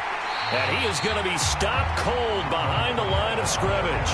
A loss on that play, and now 3rd down gets tougher. 3rd and 6. Another example right there how this defense really is winning the entire game at the point of attack. Yeah, right there at the line of scrimmage because they are dominating it. It allows their interior guys to get upfield and spill into the backfield. So how are you going to combat that? Because they bring in your tight end, keep him in. Your running backs, they have to step forward. Bottom line, your offensive line has to block them first to give yourself a chance. The Saints on 3rd down, just 1 for 3 thus far. This will be 3rd and 6. Prescott from the gun. Work in the middle of the field, and he's got a man complete. And he is going to have a Saints first down as they're able to get the 3rd down conversion. And that's one of those where it feels like backyard football in a sense. You say, forget about the route. Just run to the open spot in the middle of the field, and I'll find you. Good throw, good concentration on the catch, and they pick up the first down.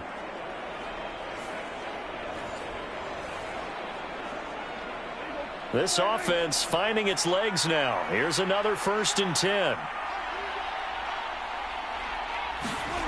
Prescott. And that is incomplete. Oh, the coverage a little too good there, and it's 2nd down.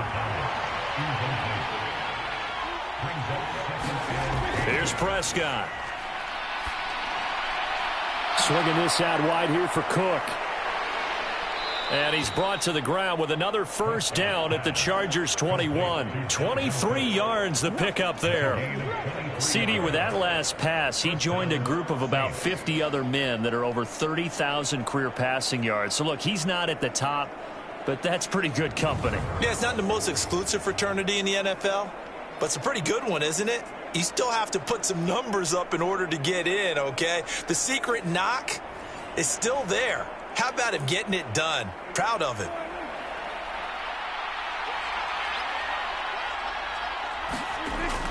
Now a first down carry. It's Kamara. And down inside the 15, shy of the 10. Another strong gain on the last two plays. They've moved it a combined 33 yards. We use the word relentless a lot with guys who are aggressive on the field. In this case, it really fits, doesn't it? How about his ability to break tackles and his feet never stop moving?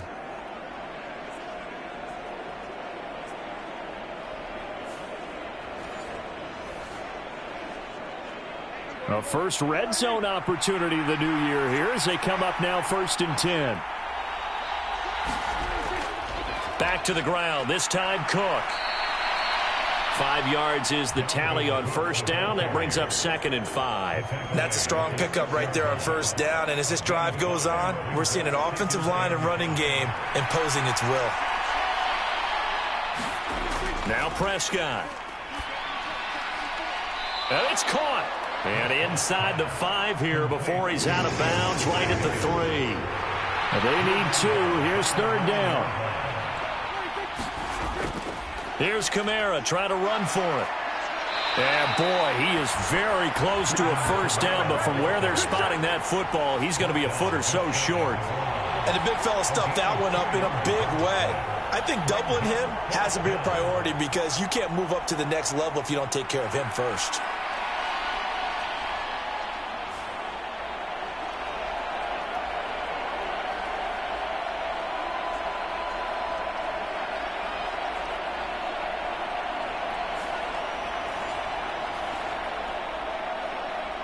So on comes Cairo Santos now for the field goal try. From the right hash at a bit of a tight angle. Santos' kick is up and through, and they'll get it back within a point at 7-6. So 3 points on the board, as easy a field goal as you're going to get, but I can see you shaking your head. I love that peripheral vision of yours, partner, because to me, if it's the 4th quarter and you're up 6, I get it. But now, even if you run and don't get in, you're still setting them up to go a long field, 98, 99-yard drive. How do you look at your defense and not give them that opportunity? And the Chargers offense back out and ready to go. Not an ideal way to end their previous drive. They threw the interception, Charles, after they had built up some momentum. They were moving the football, but something to at least build on for this offense as they run back out here. Yeah, you're right about that. Up until that last play, everything was working pretty well for this offense, gaining chunks of yardage, getting first downs, really making a push for the end zone, and looked like they had a nice rhythm going. Now you got to have a short memory here. Don't focus on the interception. Focus on what came before it and get back to it. Tremendous read and reaction by the defensive tackle, and frankly, partner, it's not that often the DTs have that type of easy access back to the quarterback. Never bought the play-action fade.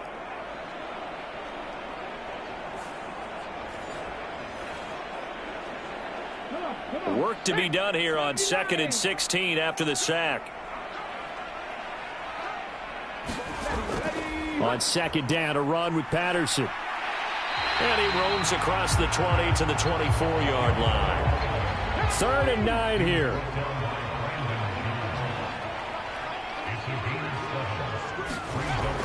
Now a shotgun snap as they'll look to throw.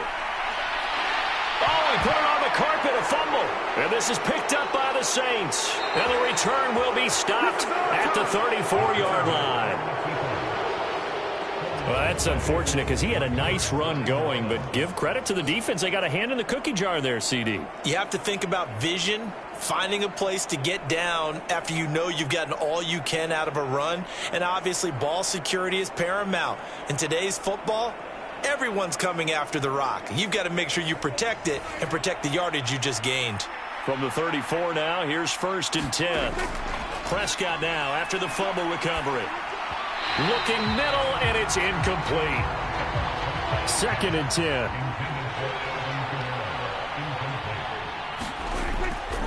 They'll set up to throw. On the check down, he finds Kamara.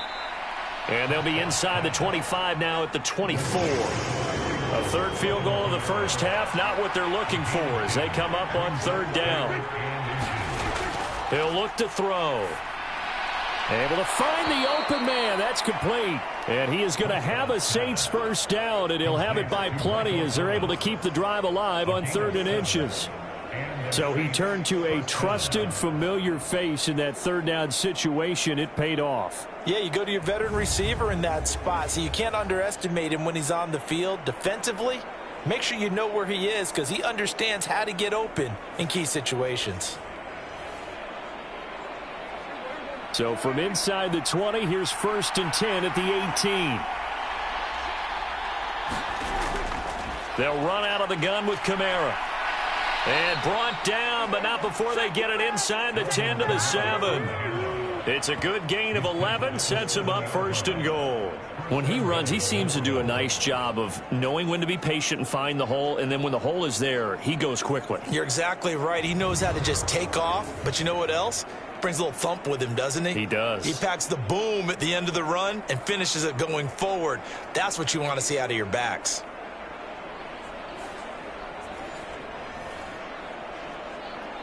A chance for a first touchdown drive of the year. It's 1st and goal. Back to throw. And that one drops down, incomplete. Good coverage there, forced the ball free, and it's 2nd down. They'll drop to throw. And that one incomplete, but now a penalty flag coming in late. That might be PI.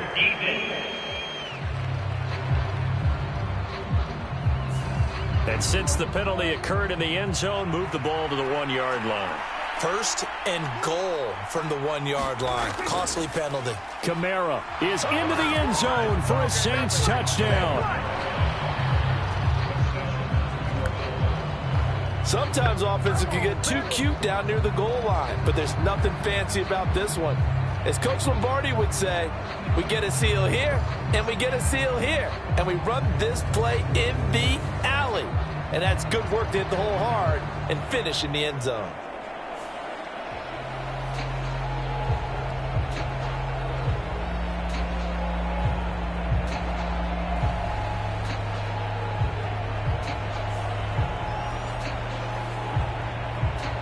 Cairo Santos on to try the extra point.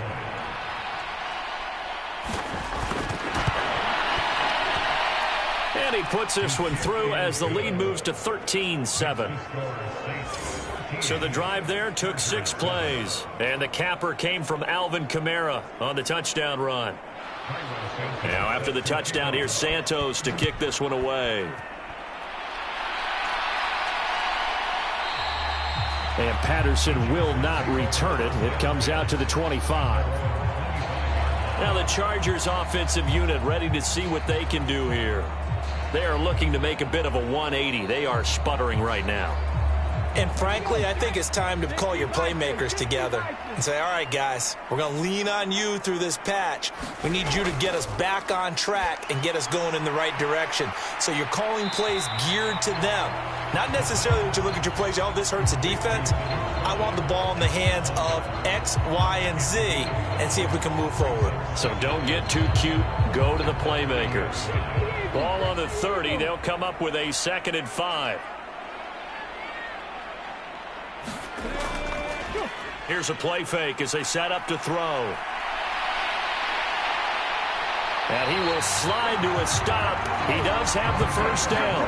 A gain there of 21 yards. Certainly not the way they drew it up in the playbook, but that's why they love this guy back there. He sees things breaking down, and he's more than capable of finding an escape route and still getting a decent gain.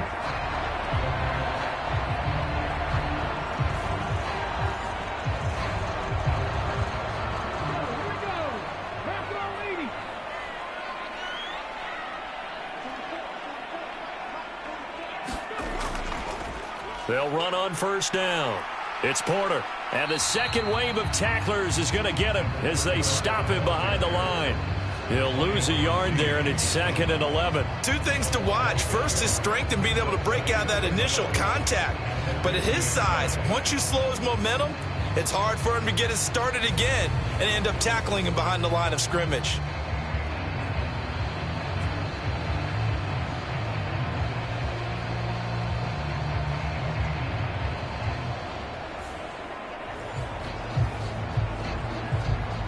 Looking at a 2nd and 11 now after the loss. From the midfield stripe, they'll look to throw. They'll try and set up the screen. It's complete. And this time he's able to take it down to the 42. The offense on 3rd down tonight, just 1 for 3 thus far. This time it's 3rd and 3. Now a handoff up the middle. Porter. And he appears to be about 2 feet short on 3rd and 3. Leaves him with a 4th and 1. Well done to sniff that out defensively. He had it diagnosed pretty quickly. I love that description because diagnosed is perfect on that one. Read his keys, made the play, and he couldn't even get going moving the football.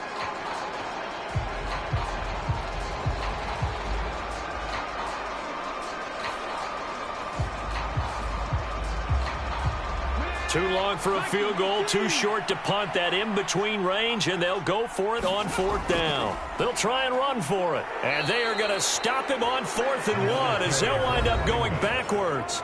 The 4th down play doesn't work for the Chargers, and the Saints will have the football back. Set to take over once again. Out comes the Saints offense.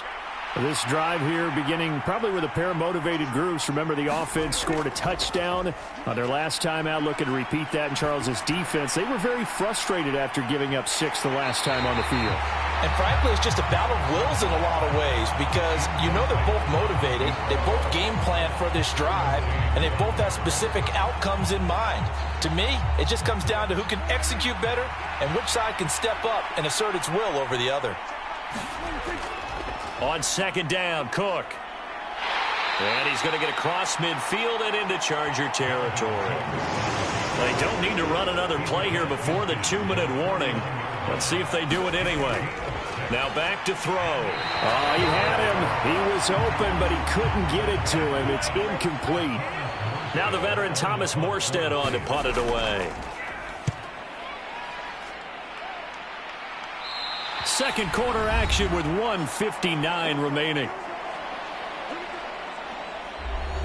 And we remind you that coming up at halftime, we'll hand things off to the coach, Jonathan Coachman in Orlando. He'll have a look back at a very intriguing opening weekend in the NFL. Now he dumps this off over the middle. And he's taken down but able to slip across the 35. Back to throw now on 1st down. And that is incomplete. He couldn't hold on through the contact. Brings up 2nd down. Now they'll throw here out of the gun. And he slips up past the 45 before being tackled. 1st down now, but the clock continues to move. And he will find his man on the end route. Complete. Now the Chargers hustling, trying to get up and get set. This pass finds its way to Williams. And the Chargers going to signal for the first of their timeouts as they'll stop it with exactly a minute to go before halftime. So here's a 1st and 10 at the 38. Back to throw again. Now they go screen. It's complete. Now the Chargers will use the 2nd of their timeouts. So that means they're down to 1 remaining here as we head toward halftime. 2nd down and 3.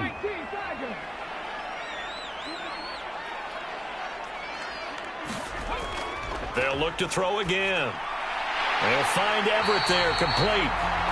That good for 6 as they keep this drive right on rolling. Again, he'll drop to throw. A little short pass. This is Everett. And this will leave him a yard short. Nice pickup of 9 yards on 1st down. They'll stick with the passing game as he looks to throw. Got a man. It's Patterson, complete. Chargers going to use their 3rd and final timeout as they'll stop it with 13 seconds to play in half number 1. They'll look to throw here on first down. The quick throw knocked away. It's incomplete. Here's 2nd and 10.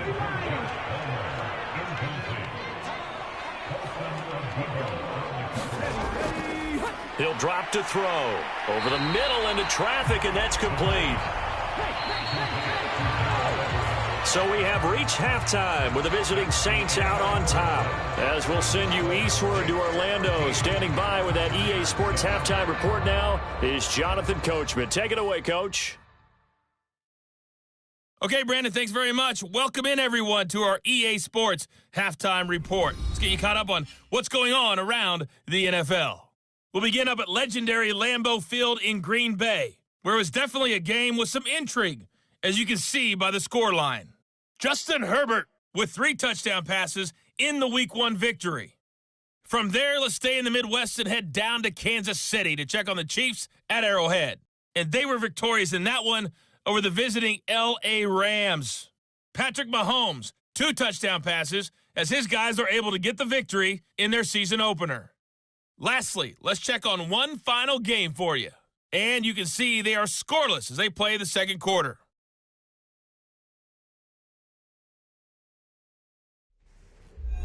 In the game you're watching, you've seen a strong first half out of Dak Prescott. His guys lead it on the road. So let's get you back to L.A., where I'll hand things back over to Brandon Godden. Okay, Coach, thanks as always. This one's still anyone's game as we welcome you back for quarter number 3. We'll see if Week 1 fatigue becomes any kind of a factor as we are back underway in the second half. Cordero Patterson to return it, bringing it out of the end zone. And they'll get him down right around the 25, actually the 26 officially, so a net gain of 1 there. Out comes the Chargers as they'll go on offense now to start this third quarter. And they're on the short end of the scoreboard here. Charles, what adjustments, if any, do you think they need to make for the second half? Well, paraphrasing the gold medal hockey winning coach Herb Brooks, I just say you continue to play your game. Throw the ball. They had success doing it in the first half, so make sure you keep getting the ball to your playmakers, a little bit more to the perimeter perhaps, but above all, play your game. They'll go again with Patterson. And now they're going to get him down right at the line of scrimmage. 3rd down and 6.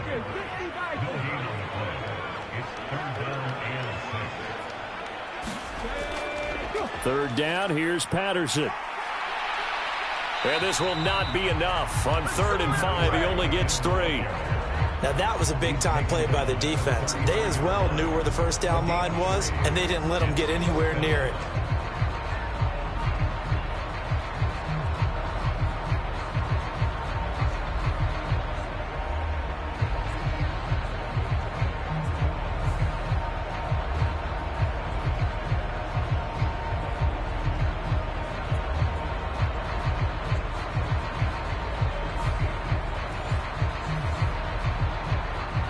Here's Logan Cook now as he's on to punt for the first time tonight.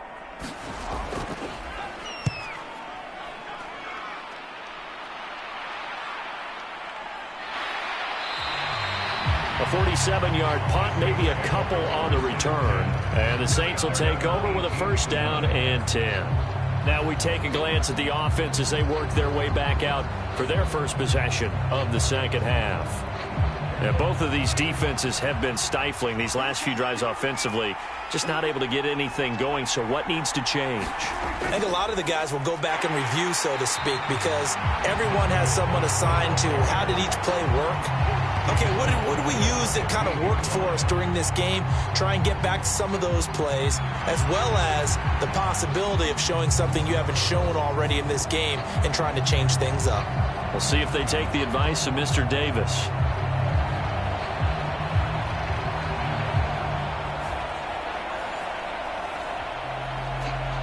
So now they have to contend with 2nd and 13 after the first down run goes backwards. Throwing, Prescott. Open man left side, Shaheed has it. So the completion good for 6 yards. 3rd and 7 now. An ex-teammate used to tell me all the time, I hate experienced quarterbacks because no matter what, you really can't hide what you're doing. And I think that right there, he knew right away where the blitz was coming from, where his primary guy was going to be, and he ended up going to a secondary target for a nice game. I was just going to ask you, that wasn't the primary target. He's so good at that, isn't he? I think he knew right away that he wasn't going to get to his primary guy. I think he read that as soon as he got to the line of scrimmage, knew where the pressure was going to come from, and said, I know how to beat that, and that's what he did. Here's Thomas Morstead now as he's on to punt for New Orleans.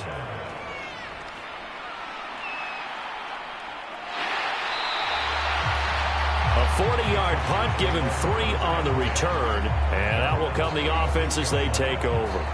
L.A. readies for its next possession. And our game's hit a little bit of a lull here, a little bit of a snag, punts on back-to-back drives. And old-school coaches don't necessarily mind that. Didn't turn it over, right? Didn't create a big play for the other team. Right now what you're looking for is, can you gain an advantage in field position? And that's what both teams are seeking right now. Yeah, they'll be seeking to gain that advantage here on this drive. They may want to go back to that one. First play of the drive, good for 15 and a first down. And it's pretty evident that this passing game has been frustrated so far. They haven't really moved the ball the way we might have expected, but this is a good pickup here for the first down.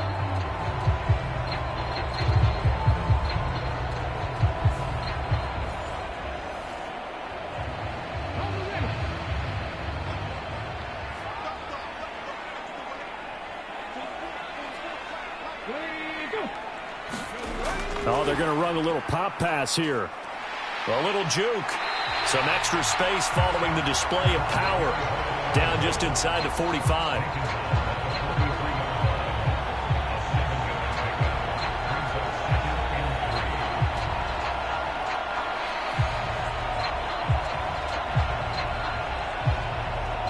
From the 43, it's 2nd and 3. They'll set up a throw. That's taken in by Palmer. 7 yards there and a first down.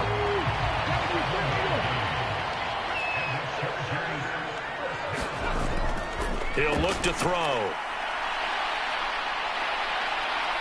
And brought down, but not before they're inside the 25. Nothing open downfield. He keeps it himself for 11 and a first down. And this is a rarity in the NFL, a 100-yard game on the ground for a quarterback. Even as those passers get more athletic and mobile, we only see about 5 of these a season. It takes a special set of circumstances for it to happen, and of course, a special player.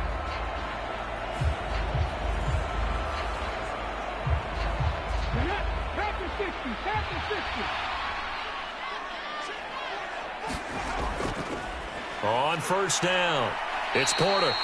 And he'll get about 5 here as he'll take this down inside the 20-yard line. The first down run got 5. Here's 2nd and 5. They'll look to throw. And he can't get rid of it. He's taken down.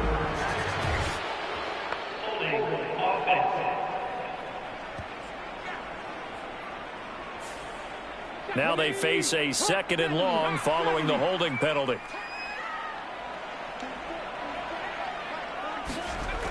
Back to throw here. He's got it to Williams.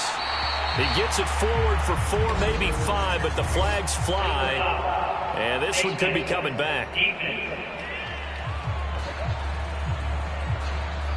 So that a free 15 yards. And it's always a tough one as a defender because a lot of the penalties that you commit, pass interference, holding, when they happen, you actually know what you're doing.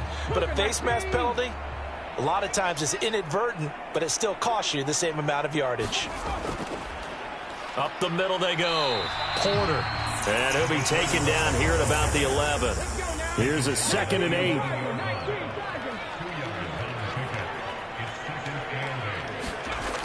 Now they'll switch it up here and look to throw. And he's got it. And the Chargers are looking at 1st and goal as he's tackled all the way down at the 2-yard line. They'll try to run this one in. And he is into the end zone. Touchdown, Los Angeles. A great effort there. Making quite a splash with his 2nd touchdown in his NFL debut. And the Chargers are an extra point away from taking the lead. Well, fair to say they've got something here in this rookie running back, and he's in for the second time in the ball game. And, Brandon, it's a position where there's often a lot of turnover, a lot of competition at that spot. But he's proven to them that he wants to be the bell cow guy that his franchise can rely on. On for the PAT, Kaimi Fairbairn. And this puts him on top by a penny. It's 14-13. So that drive takes him down the field in 8 plays. And it's culminated by a 2-yard touchdown run. On the return, here's Rashid Shaheed. And he takes this near the 25. Just a little pass there. Call it the 26. Back out onto the field now comes the New Orleans offense. And Charles, a very uninspired effort. The last time we saw them out there was a quick 3-and-out, and they punted the football. Yeah, and you never want to get stopped so soundly during a series, but what would be even worse now is letting it happen again right here. They've got to get going. Prescott, and they will not get the connection there. It's incomplete. After the incomplete pass, here now is 2nd and 10. They'll send the tight end in motion. Play fake. Here's Prescott. Looking left side, and he's got a man. That's Thomas. So from the 39 now, they'll come up on a 1st and 10. Now Prescott. Got his man complete over the middle. It's Hopkins. This 2nd and 4.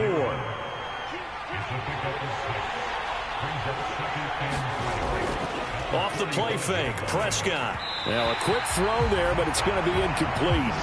Now they face a 3rd down and 4 after that incompletion on 2nd down. Prescott to throw it. Catch here, left side, Thomas. And he's brought to the ground with another 1st down at the Chargers' 45-yard line. A nice pickup of 10 means that this drive will stay on track.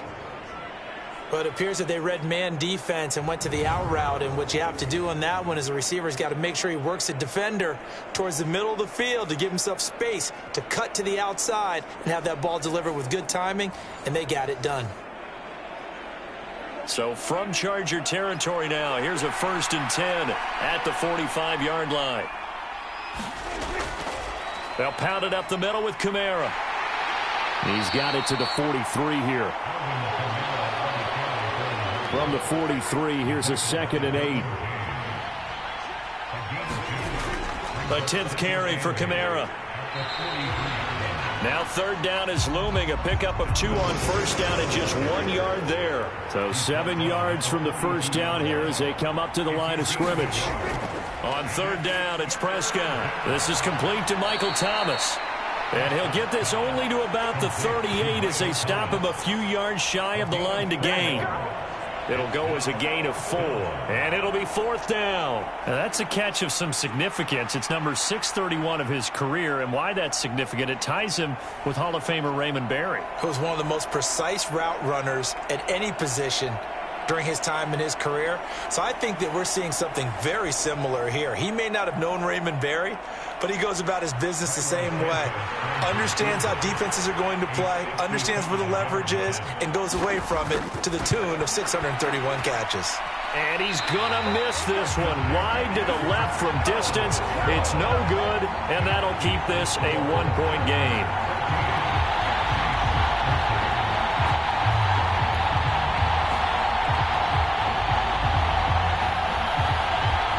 The Chargers getting set to go. And they'll just simply be looking to build off the confidence of the last time out where they scored a touchdown. Then confidence is powerful, isn't it? When you've scored once, you feel like you can go back out there and get it done again. Doesn't matter what the defense throws at them. They feel like they're in a groove right now, and they want to get out there and show it. Yeah, hoping to stay in that groove here this go-around. And they'll get him down as he's inside the 40. Able to make something out of nothing there. 17 yards and a 1st down. That's multiple times now he's tagged them with a big gain with his legs. Really showing off some nice awareness and the ability to correctly realize when he's got a chance to tuck it and go himself.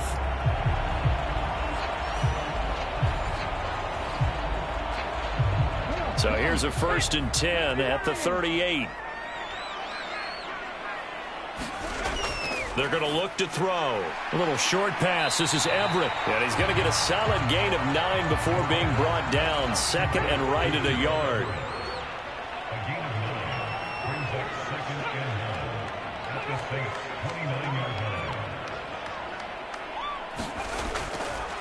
Now a handoff up the middle. It's Porter. And he'll be a little shy of the 25 here at the 26-yard line.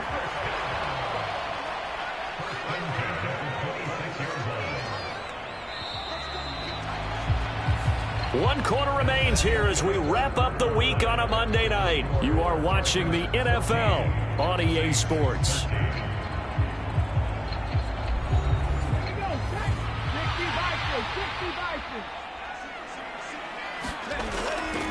They go play action here on first down. Oh, he's got a man wide open, complete. And down he goes, taking it inside the 10, just shy of the 5 at the 6.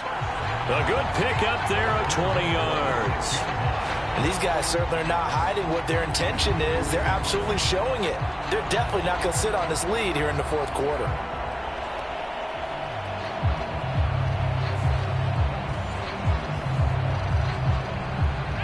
So first and goal, 6 points here would go a long way toward wrapping this one up. Out of the gun, they'll look to throw. And this is caught. He's got it. Touchdown, L.A. From 6 yards away. And the Chargers will add to their fourth quarter lead. Good throw there, and I don't want to blow it too out of proportion, but he looks a lot more comfortable in his second season. You can tell he put the work in the offseason, and what I mean by that is understanding the playbook. Not just the plays and how to execute them, but how to do it against a variety of defenses. Also understands his team better, what they can and cannot do. You can see the confidence rising in him as he plays. Fairbairn good with the extra point, and that will ensure that it will take a touchdown and a 2-point conversion to tie it.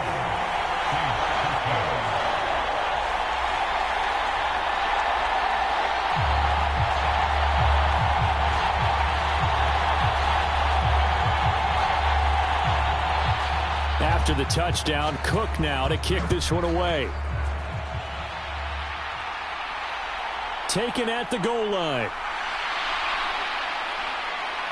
And he brings us out past the 20 to the 24.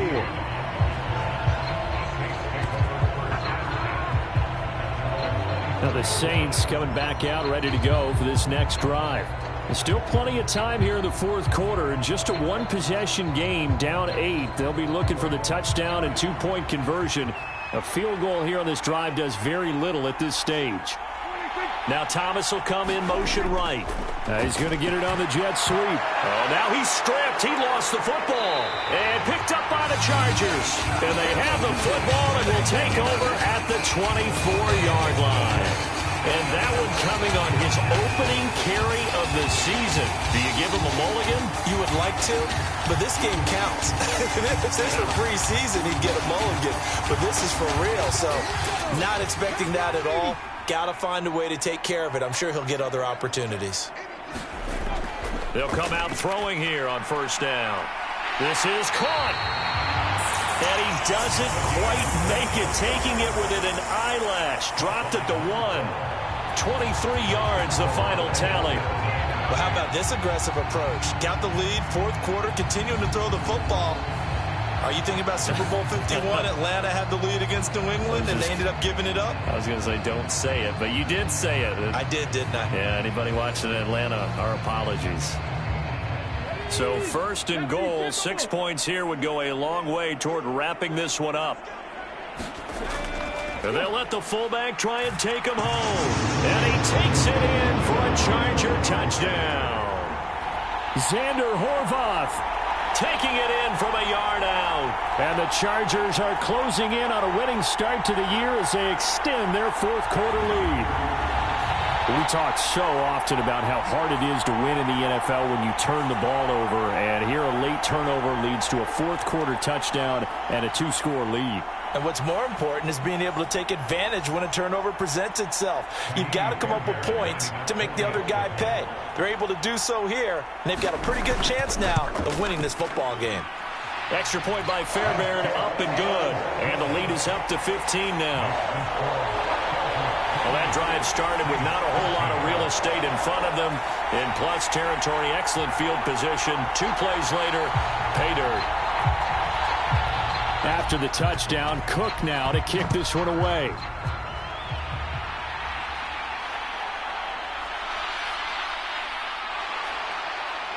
And he won't quite make it to the 25.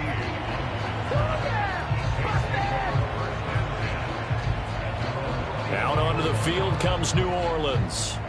Last time out, they had the fumble. That led to the touchdown. Not a great look on either side of the ball as the defense gave up the points too, Charles. But they've got to take care of the football and do better here on this possession. It's certainly been a tough stretch, partner, for both of those units, and they kind of put their defensive mates in a really tough spot there by dropping the ball on the ground. But an easy way to make it up to them, get out there now and get some points on this drive.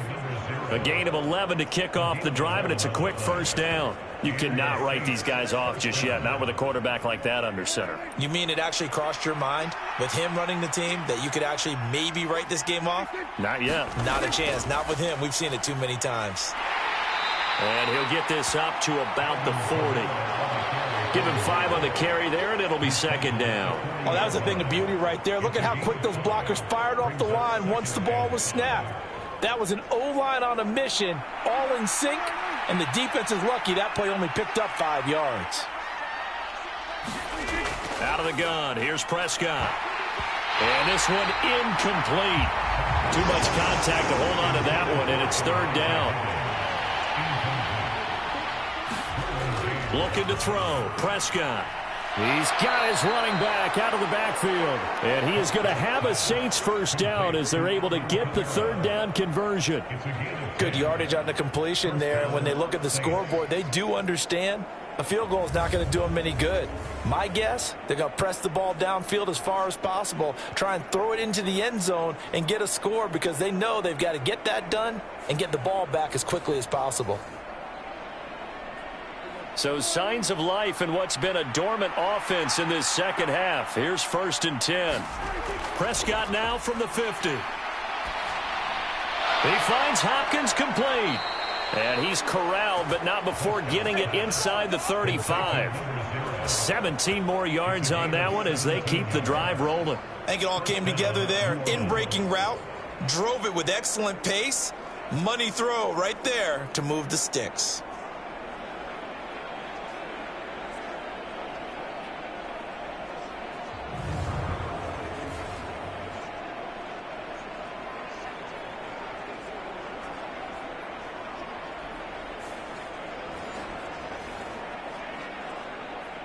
So they'll come up 1st and 10 now from the 33.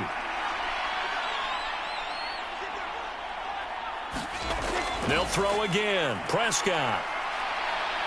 Eluding the pressure right. And he works his way past the line of scrimmage and then slides to a halt. He'll get just a yard on the scramble. It's second down.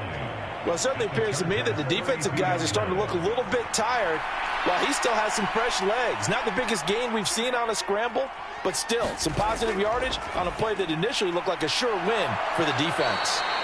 And he'll go down here right around the 23-yard line. What a methodical drive this is turning out to be. That time 9 yards, and the sticks move again.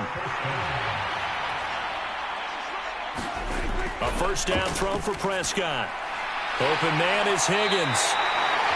Nothing on that one. It'll be second down.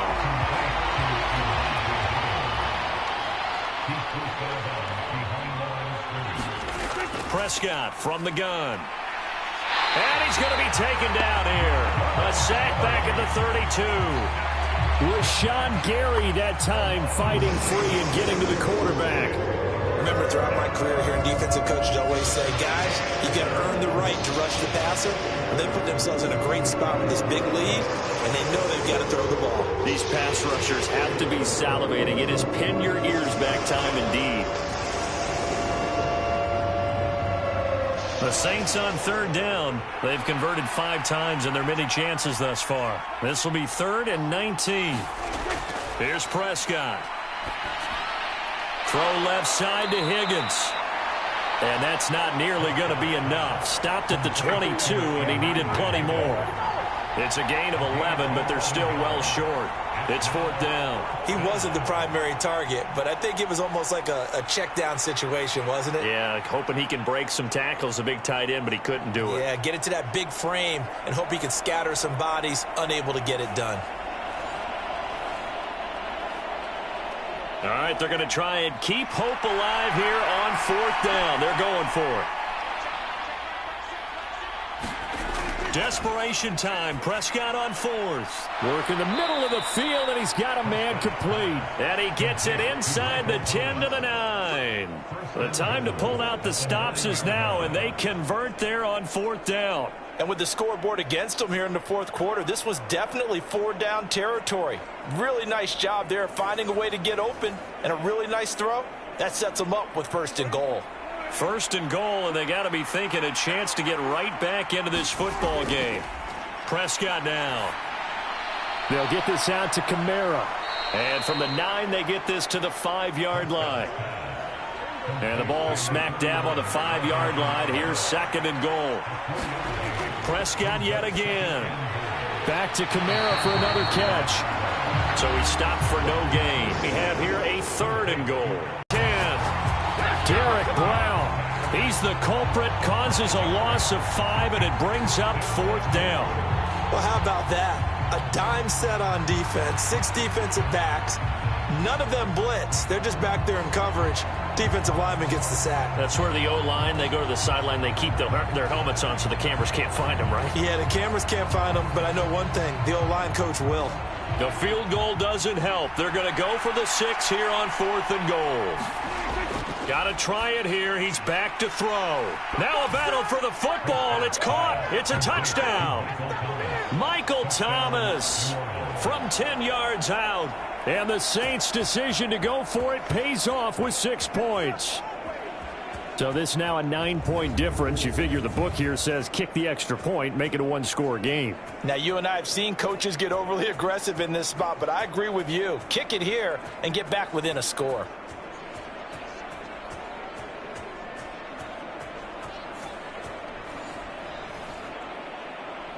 And now in a 9-point game, they'll still just need to go for 1 here. As this gets them back within a touchdown and a 2-point conversion. That drive, a long one, spanning 15 plays. And it's Michael Thomas who ends it with a touchdown reception.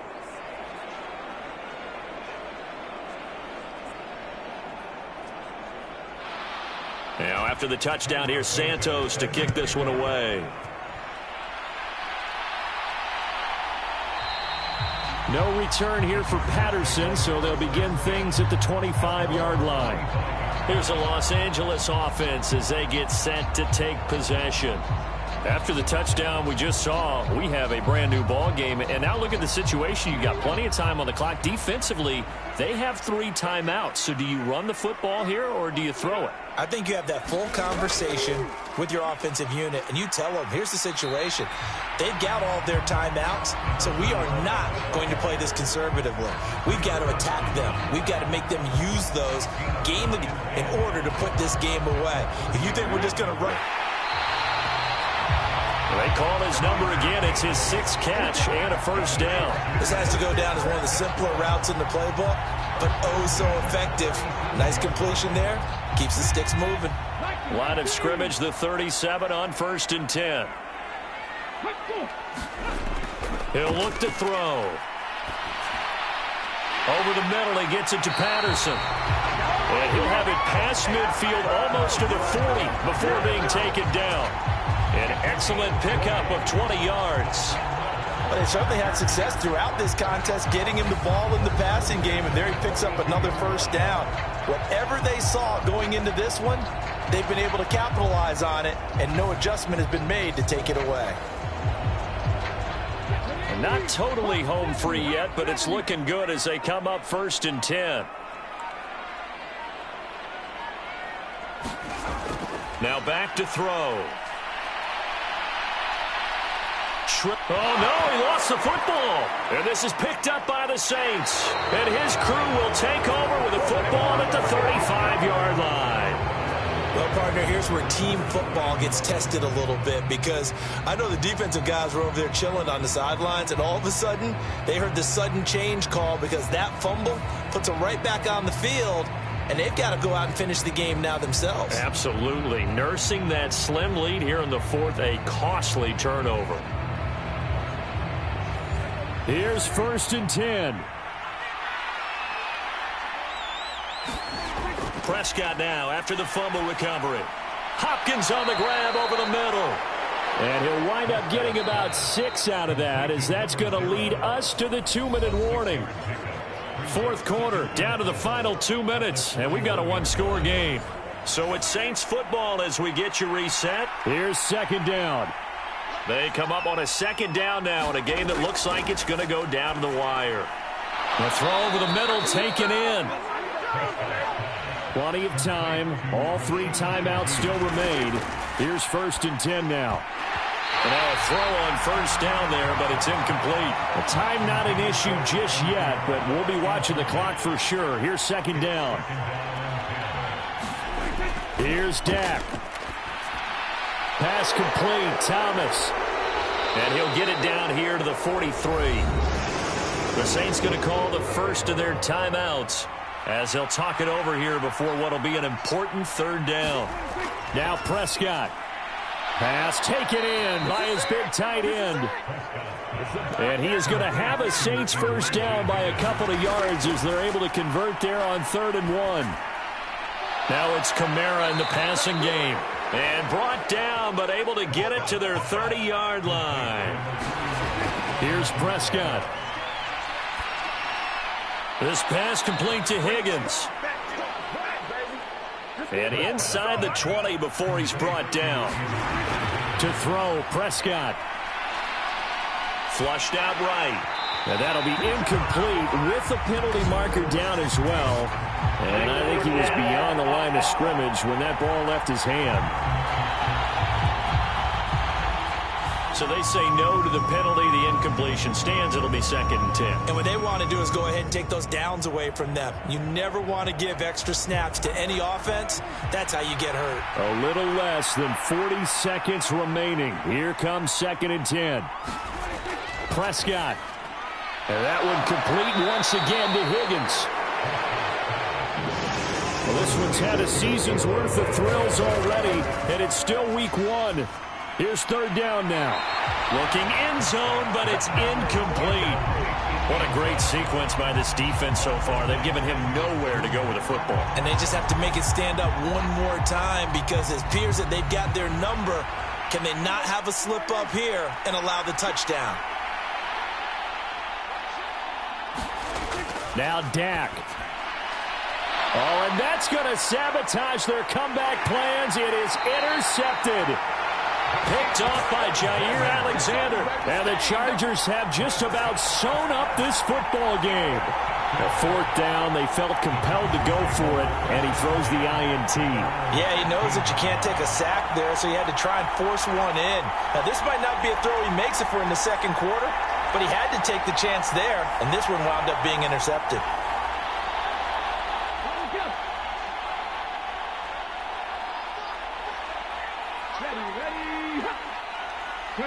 Down to a knee here. The defense still with a couple of timeouts. We'll see if they want to use them. Now we'll get a quick timeout called by New Orleans, number 2, as they'll stop the clock with 12 seconds to go in the football game. On 2nd down now. It's Porter, and not much to speak of. Call it a 1-yard gain up to the 15. And whistles, and they take their final timeout with 7 seconds left.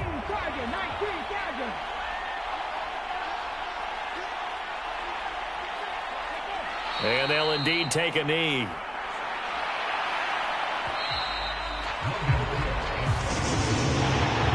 Well, partner, that'll do it. These week 1 primetime games, they always seem to have a little bit more electricity, a little more anticipation. A fun one tonight, and a lot of fun ones that we have on the road ahead.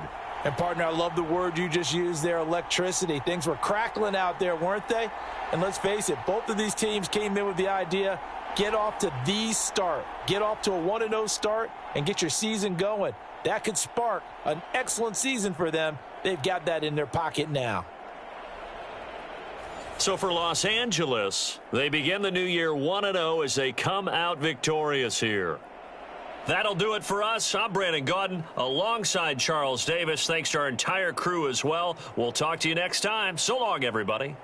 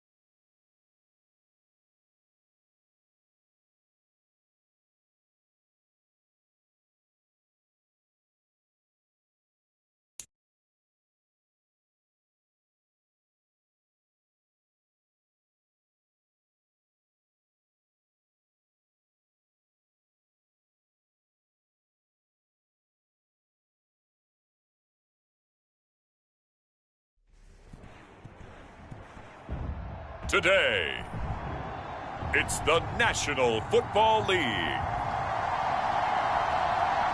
It's Week 1 of the NFL on EA Sports.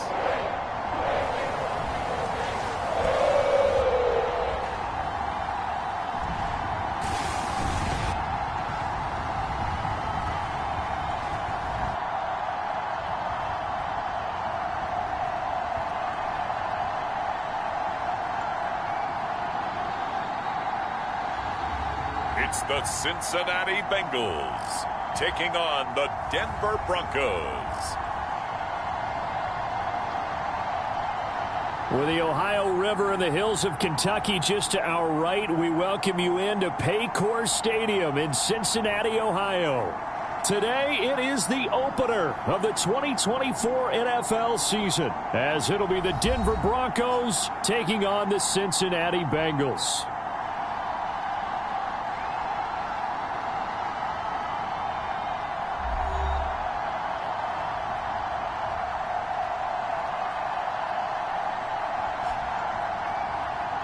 Alongside Charles Davis, I'm Brandon Gaudin. And Charles, there's nothing quite like it. That feeling of beginning another NFL season.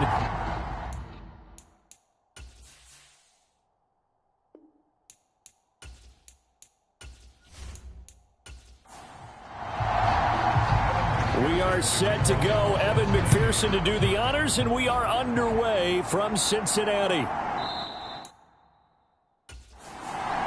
And no run back on this one, so the new season will begin at the 25-yard line. So here are the Broncos now for their opening drive. They'll be led out by the man who proclaims to be from a whole pack of Badgers. Came into the league back in 2012, Russell Wilson. And I think that even after a decade in the NFL, he doesn't get enough credit for not just his consistency, but his brilliant play and leadership as well. He's won a Super Bowl in Seattle. He's led his team to another Super Bowl opportunity also in Seattle. His numbers are always terrific, almost always in the Pro Bowl, and all his team does is win. This guy's a natural leader. They'll wind up getting a yard on the game's first play at second down.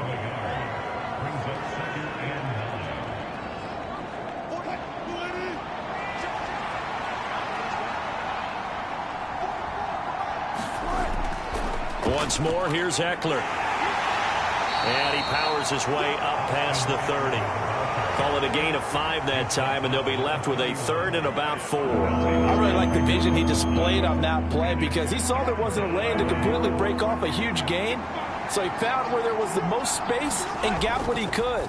A nice, dirty run that's a positive play for the offense. And he will have a Broncos first down as he'll be marked down a yard or two past the marker following a gain of 6. One down, only about 500 more to go this season. He would certainly welcome most of his passes this year going as well as that. Now that the first one is over, time to settle into a groove and begin the long journey towards Week 18 and hopefully the playoffs. Line of scrimmage, the 37 on 1st and 10. Now Wilson. And he can't find anywhere to go with it, and he goes down. B.J. Hill busting through to get him for a loss of 6. Well, anytime you sack Russell Wilson, that's a win for the defense. But to get him here on his opening drive of the ball game, that's a really big win for that defense. And the goal every week, keep him in the pocket. Don't let him get to the perimeter because when he's in the open field, not only can he hurt you, but also you lose sight of receivers downfield, and they'll hurt you with big plays.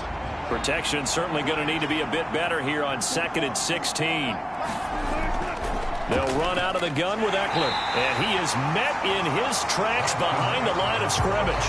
They lose 2 on that last play, so things get even tougher. 3rd and long coming up. That was well played there defensively. 2 tight ends in the formation, which essentially gave them 7 blockers up front. Hard to imagine with all that size and beef that they could let a tackler through, but that's exactly what happened.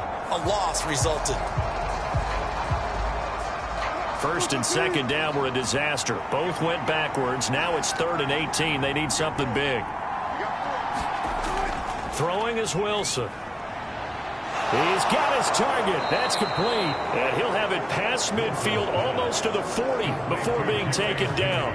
The defense shaking their heads, not aggressive enough, and they allow him to convert a 3rd and 18. Well, as my dad would say sometimes, I'm just scratching my head here trying to figure out what was going on there defensively.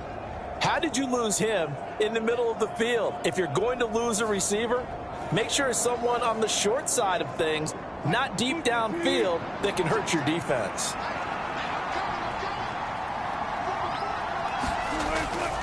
Running on first down, Eckler. And he's going to get a solid gain of 9 before being brought down. 2nd and right at a yard.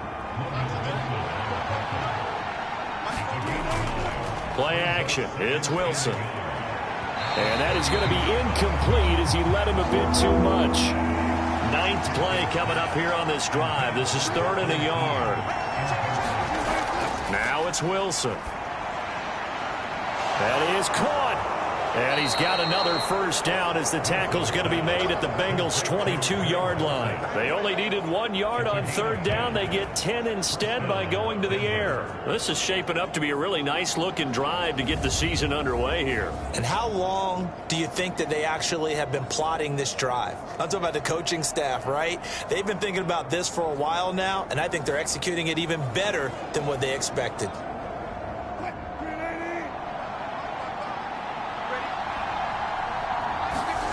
Now Wilson on first down. And he's going to have to eat this one as down he goes. Max Crosby blowing up the play and getting the sack. Charles, a little bit of feast or famine on this drive. They moved the ball okay, but they've been sacked twice now. And they've got to figure out how to plug that leak a little bit, right? Keep them away from the quarterback because when he's not being hit, as you mentioned, they're moving the ball well.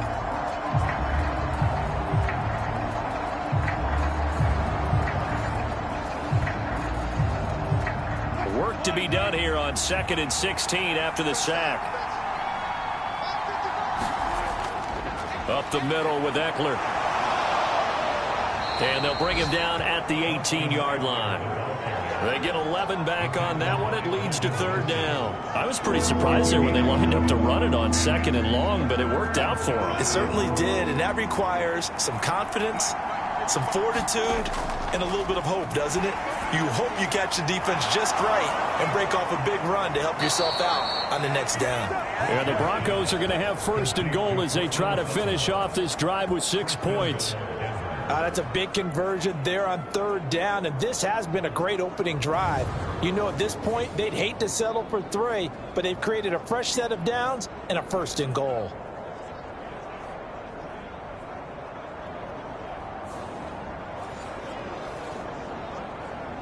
First and goal, a good chance for our first touchdown of the new season. Here's Wilson. And that one off the mark behind him, incomplete. 2nd and goal, and they will try again from the 2-yard line. Eckler will take it in. Touchdown, Denver.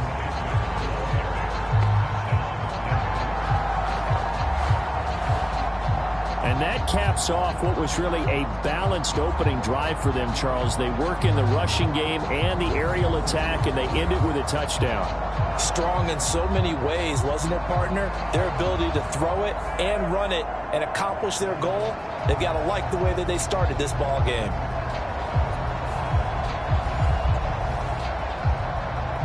Out comes the kicking team here for the extra point. And he's 1 for 1 on the new year as his kick is good.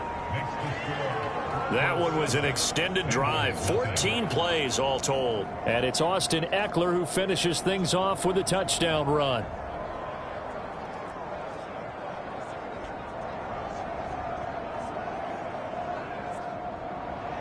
Now after the touchdown, ready to boot it away, Riley Dixon.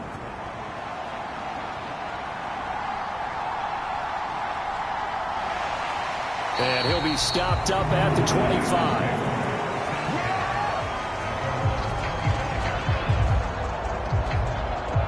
So now the Bengals get ready for their first drive.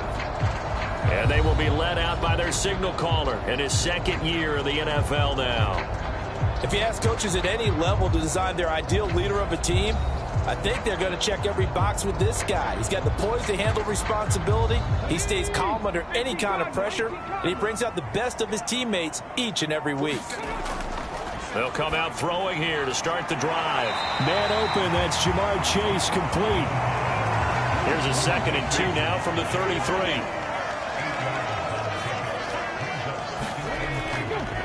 Here's a play fake as they set up to throw.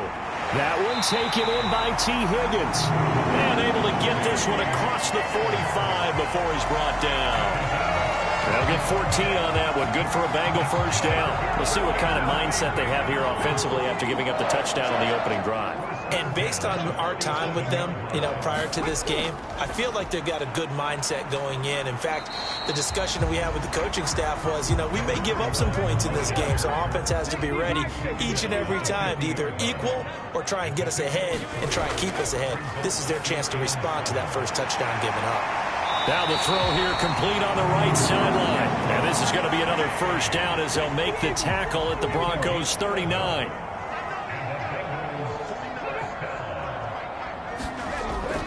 Looking to throw. And this will be incomplete. Physical play on the football there, and it's 2nd down.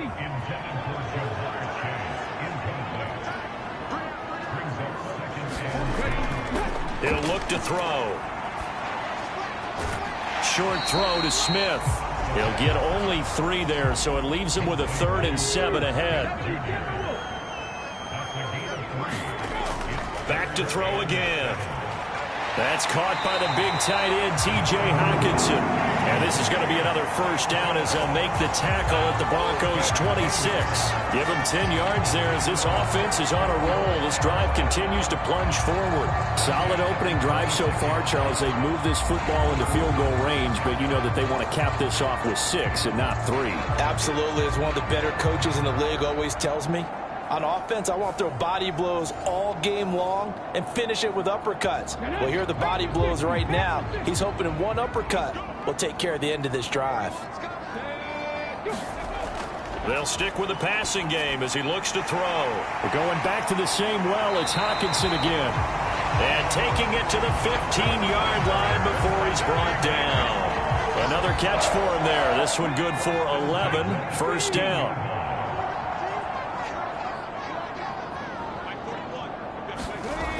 Again, he'll drop to throw. That really sets him back. A loss of 6.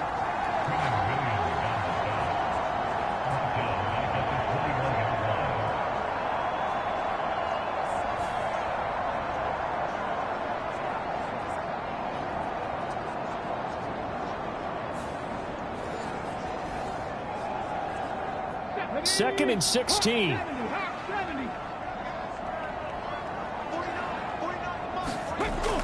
They'll drop to throw. Throwing over the middle, and it's incomplete. An incomplete pass on that last play, and that means they'll need to come up with something here on 3rd down. They're going to look to throw. Over the middle, that's caught by Adams. And they're going to mark him down short, maybe by about a yard, if that. They get 15, but they still needed a little bit more. 4th down. And that big gain may just change the thought process here on 4th down. I think in the red zone, they might now consider going for it on 4th down.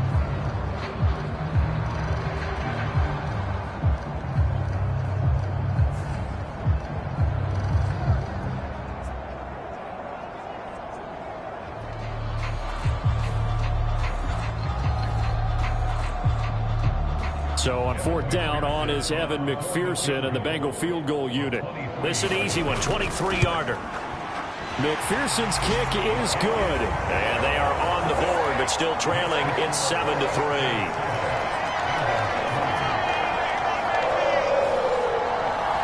So both teams come away with points on their opening drives. Now they still trail. They answered the touchdown with a field goal, but at least able to break that goose egg here early. And that is what's important, right? Because they didn't let that initial touchdown go unanswered. Took the ball themselves, moved it downfield, and put it through the post for 3 points. Game on. So now the second drive offensively coming up for the Denver Broncos. They were successful last time finding the end zone on their opening drive of the season, and they'll get another shot here with a 1st and 10.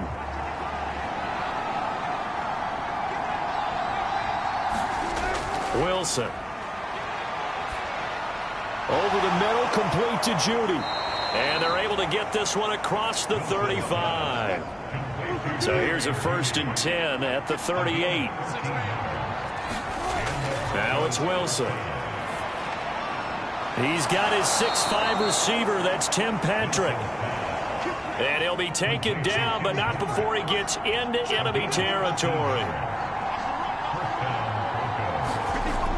On 1st and 10, it's Wilson. And that one too wide and incomplete. An incomplete pass on 1st down. That leads to a 2nd and 10. Wilson will throw again. Got his man. It's Dulcich. And he's got another 1st down as the tackle's going to be made at the Bengals 37. After one, 7-3 the score on EA Sports.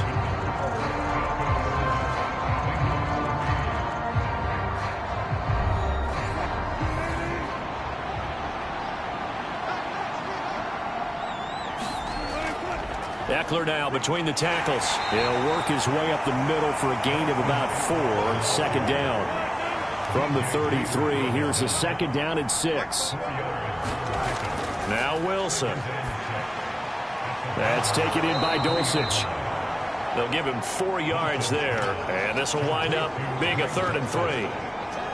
Not a big window to throw. Coverage wasn't too bad there. Yeah, they had him under wraps pretty well, but somehow able to muscle his way open and catch the ball. 7th play of the drive now as they come up on a 3rd and 3. Here's Wilson to throw. And he will slide to a stop. He does have the 1st down.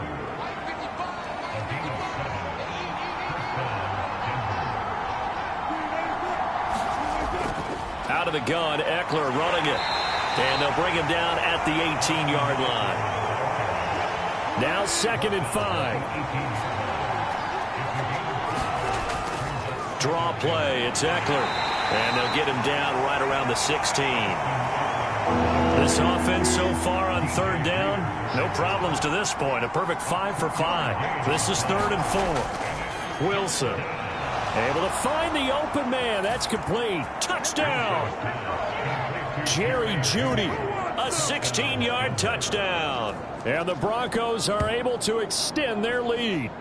All drives that result in points hurt a defense, but when they are the sustained variety, play after play, and they just can't get off the field and stop them, that can be demoralizing.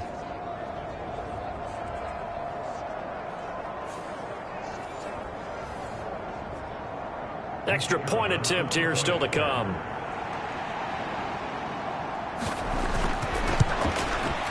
And this one's right through to make it a 14-3 ball game. So the drive goes 75 yards, 10 plays, and it culminates in a touchdown by the Broncos. Now after the touchdown, ready to boot it away, Riley Dixon. This fielded right at the goal line. And he returns this to the 22.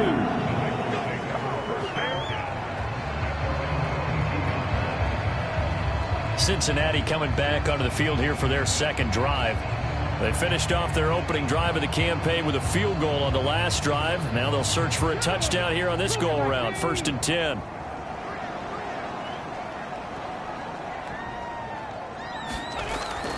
They begin the drive with Williams. And he is going to lose yardage here. Officially, it's a 1-yard loss. That's going to bring up 2nd and 11. Yeah, another negative play in an early down situation. This one to start the drive.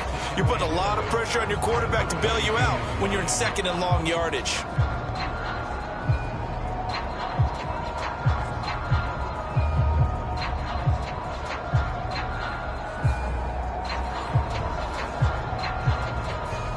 A loss of a yard there to start out. That leads to a 2nd and 11. Again, it's Williams.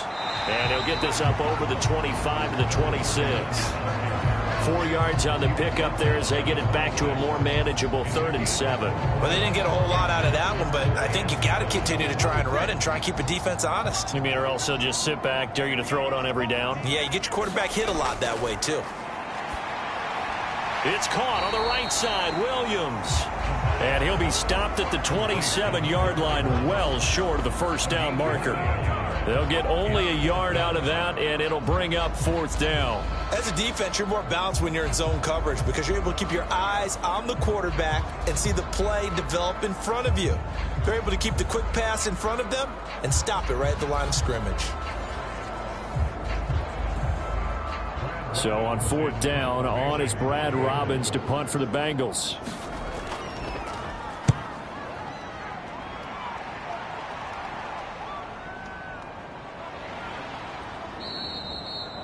.35 yards that time on the punt. And the Broncos take over. 1st down and 10. Get a look at Jerry Jeudy as he leads his offense back out there for this next series. He's doing what he's capable of, having a solid game. Not the most amazing game. He's not over 100 yards, but a good game so far. And you just know that mentally he feels like he's one catch away from turning it into a great game and starting on that road. And the defenders are well aware of that, too. They've got to figure out a way to not let that escalate. Keep him right in this zone here and call it a day, because otherwise he can really decimate them. Better believe they are well aware of his playmaking ability. Wilson, that's to the sideline and incomplete. They head to the line facing a 3rd and 7 following the incompletion on 2nd down. To throw is Wilson. That's complete to Austin Eckler, the running back. And he will have a Broncos 1st down as they're able to get the 3rd down conversion. Well, things are definitely going right for them here in the first half. Pick it down, any down, even 3rd down, no problem. They get a connection there and pick up a fresh set of downs, continuing to move the ball. Now this offense in midseason form here in the opener. It's 1st and 10. A handoff. It's Eckler. Knifes his way forward here, but just 3 yards on the play. 2nd down. 2nd and 7.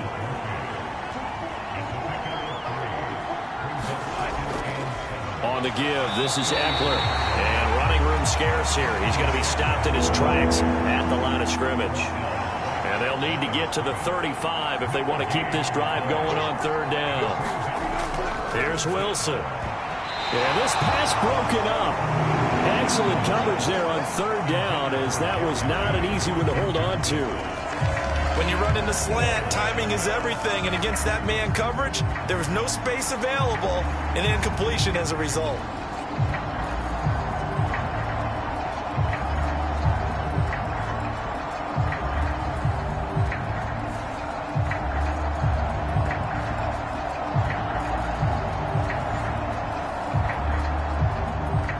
On 4th down, it's Riley Dixon on now to kick it away for Denver.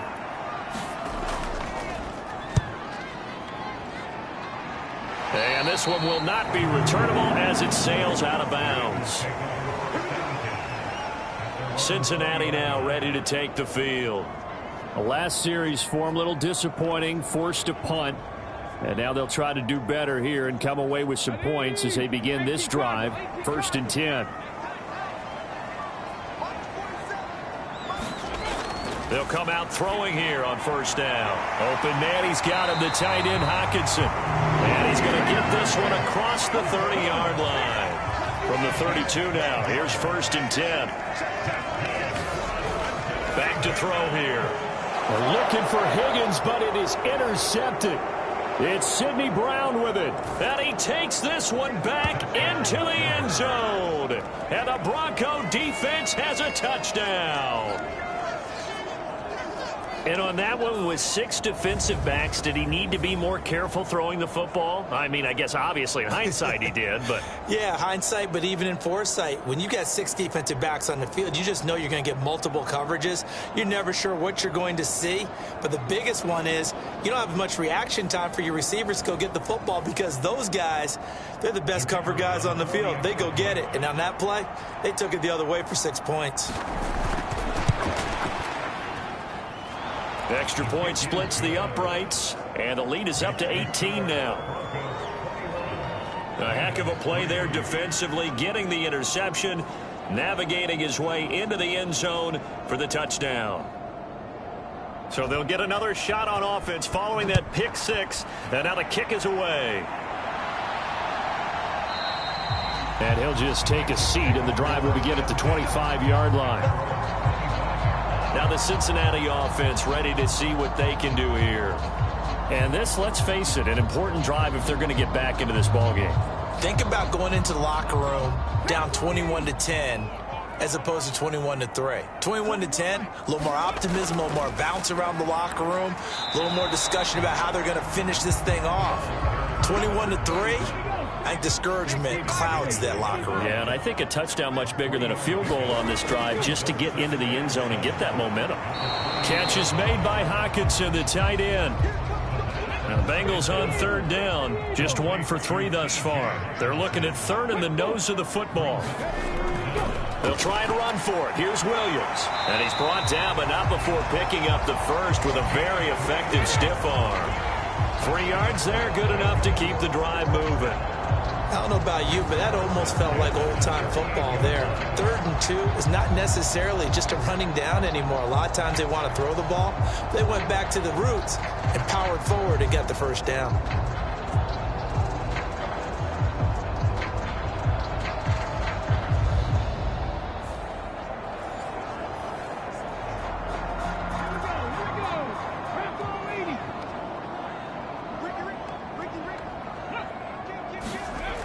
They'll look to throw now on 1st down. And this turns into a nice gain with a slide at the end. Opted to run for it. The decision a good one. Picking up the first, getting 14 yards on the scramble. Evident there that he learned his lesson from the last drive.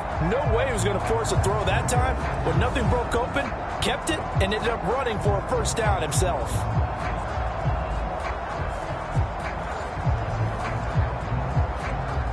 This offense finding its legs now. Here's another 1st and 10.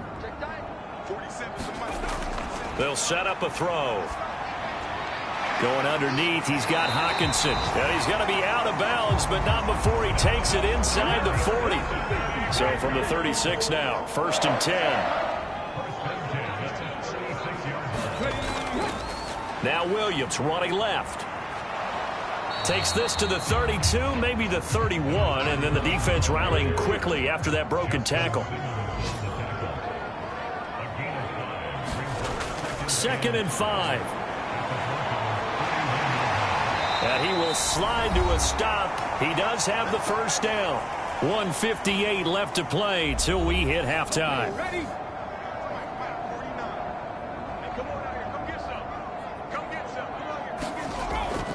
Now a 1st down carry. It's Williams. Shreds him with a stiff arm. And he'll be out of bounds about a half to a full yard shy of the 5. Back-to-back nice gains. That one for 14 yards and another 1st. Well, getting close to the end zone, and you know that rookie wants the ball back. He's looking for his first career touchdown. He certainly is, and you just wonder with the coaching staff, is it trust in him this early? Or are they trying to get him going, give him confidence early in his NFL career? Either way, they want him to score. A chance for a first touchdown drive of the year. It's 1st and goal. Now they'll switch it up here and look to throw.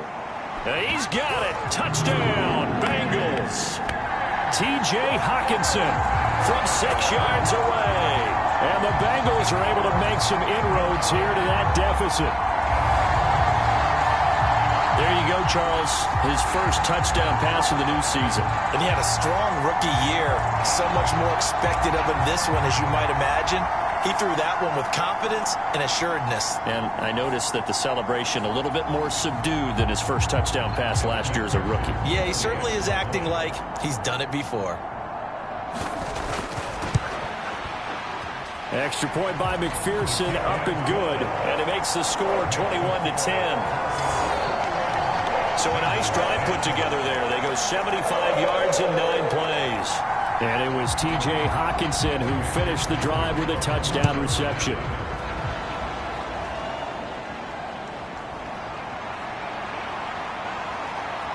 And a nice return sets him up pretty good here right at the 30-yard line.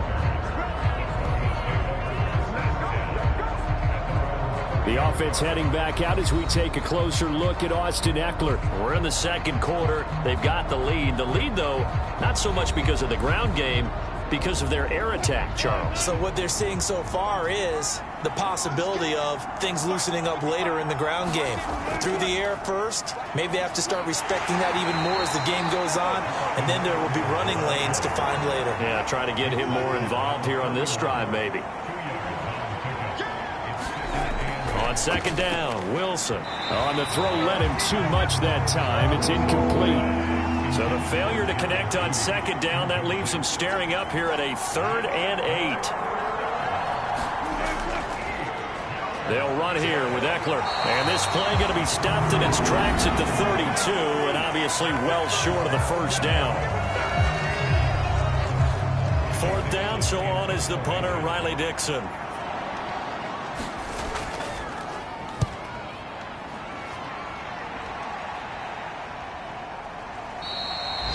44-yard punt. They're going to wind up losing yardage on the return, though. And the Bengals take over 1st and 10. Cincinnati's offense coming back here onto the field. But Charles, we'll see what they can do here. Not a ton of time left, but enough certainly to get points out of this drive, and they need them right now because they're trailing. Yeah, and this is exactly why you practice a 2-minute drill all through camp and at least one practice each week before a game. A minute left, more than enough time to string a few completions together, reach the end zone, and then make that walk back to the locker room just a little more animated. Back to throw now on 1st down. He'll drop this down to Williams. And they'll get it up just short of the 45 at the 44. 1st down now, but that clock rolling. Finding Williams once more, complete. And he'll take it down shy of the 45 at the 46. They'll look to throw again. Over the middle, that's caught by Chase. And Chase going to pick up a Bengals 1st down as he'll get this down to the 40. They'll look to throw here on 1st down. And he will find his man Chase, complete. And with 1 second left, they get the timeout. And they'll have a chance to kick the field goal before intermission. So with 1 second left in the half, on is the field goal unit. He connected on his first, this from 41. McPherson's kick is good. And that will do it for this 1st half. So we've reached halftime here on opening weekend. As we'll send you down to Orlando, we check in with Jonathan Coachman for our EA Sports Halftime Report. Coach. All right, Brandon, thanks very much. And welcome back to football, everybody. We've got a full slate of 16 games here to start the new season.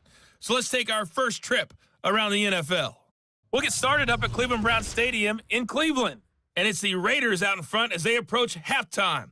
Trey Tucker, a touchdown reception. From there, we'll head down to Charlotte to check on the Panthers at home at Bank of America Stadium. And you can see, currently they trail in that ball game.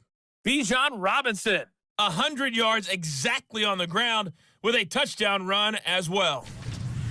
Finally, let's get up to the place they call Titletown, Green Bay, Wisconsin, to see what's happening with the Packers. In that game, all square as they take on the visiting Seahawks. It was Austin Eckler who was the star of that first half. He had a touchdown run that helped get his guys this halftime lead.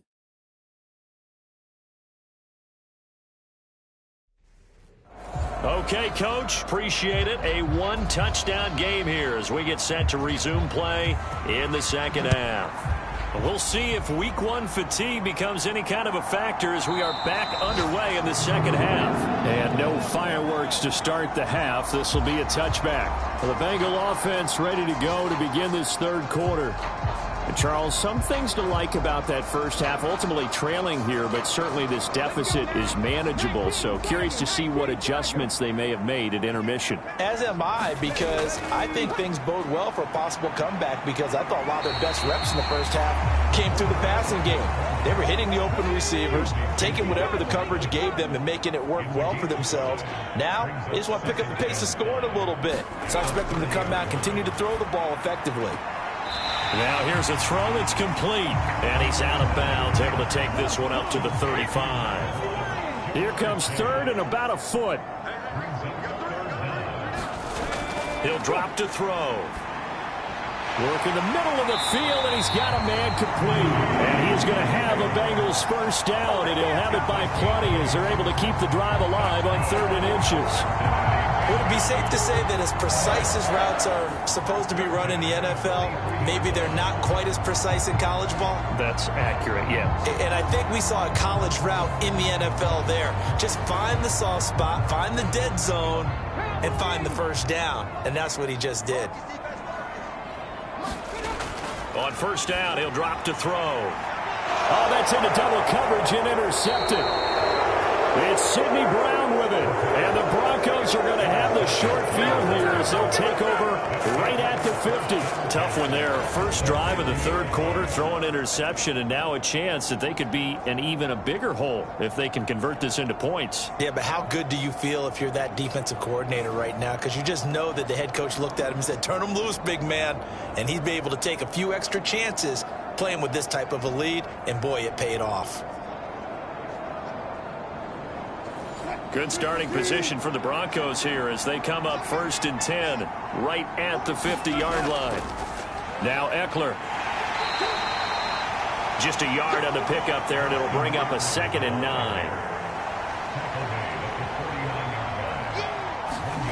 Now Wilson. Nowhere to go here. He lost the football, and the Bengals grab it. On the move past the 40. Still going inside the 20. And this is taken into the end zone. A fumble recovery and a Cincinnati touchdown. So they were down by a touchdown, probably just hoping the defense could hold them, maybe force the punt. Instead, they force the turnover and take it into the house.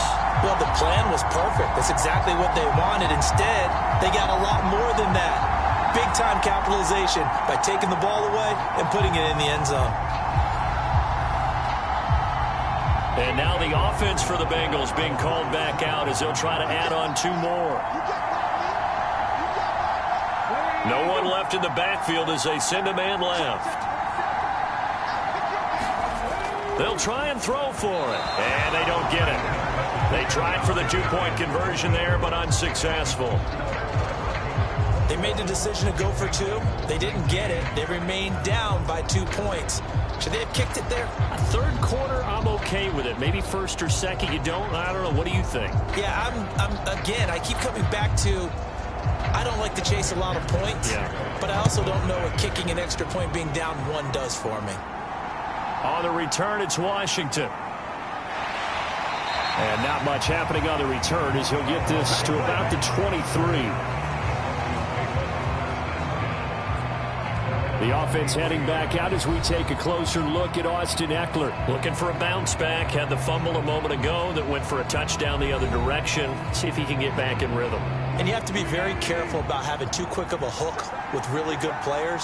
I did a guy's game in high school where he fumbled 3 times in the first quarter, finished with over 300 yards on the night, later ended up in the NFL. If you've got a talented back, give it back to him. Here's 2nd and 3. Throwing is Wilson.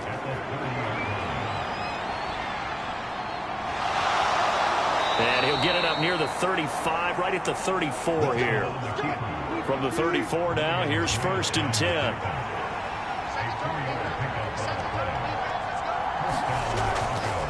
Going on the ground with Eckler. Takes it to about the 37. What an advantage having an elite guy in the middle of the defensive line, because not only does he take up the space and let the linebackers run free, but he can also make plays himself, as we just saw there. Wilson's throw taken in here by Patrick. And a 6-yard gain gets him right around the 43. They kept the receiver in the short field, but that let his quarterback get the ball quickly to him before either guy in double coverage could react. 3rd and 2, now Wilson. And he can't find a receiver, and he's brought down.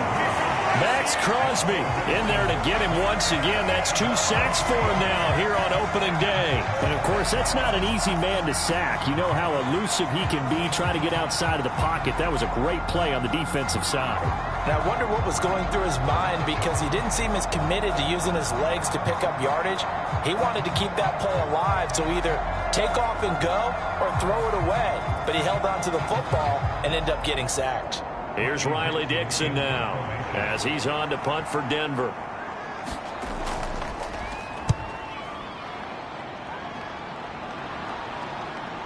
Taking it about the 16. So a good punt there, but a nice return of 11 yards. And the Bengals will take over here 1st and 10. Cincinnati set to take over once again.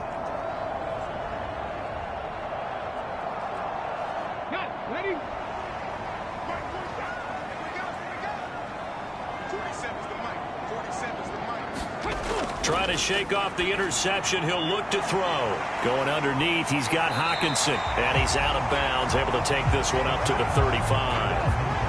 From the 35, here's 2nd and a couple.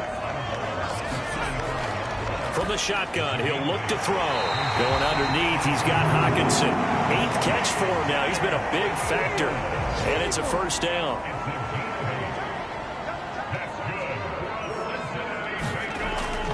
Now we give up the middle to Williams.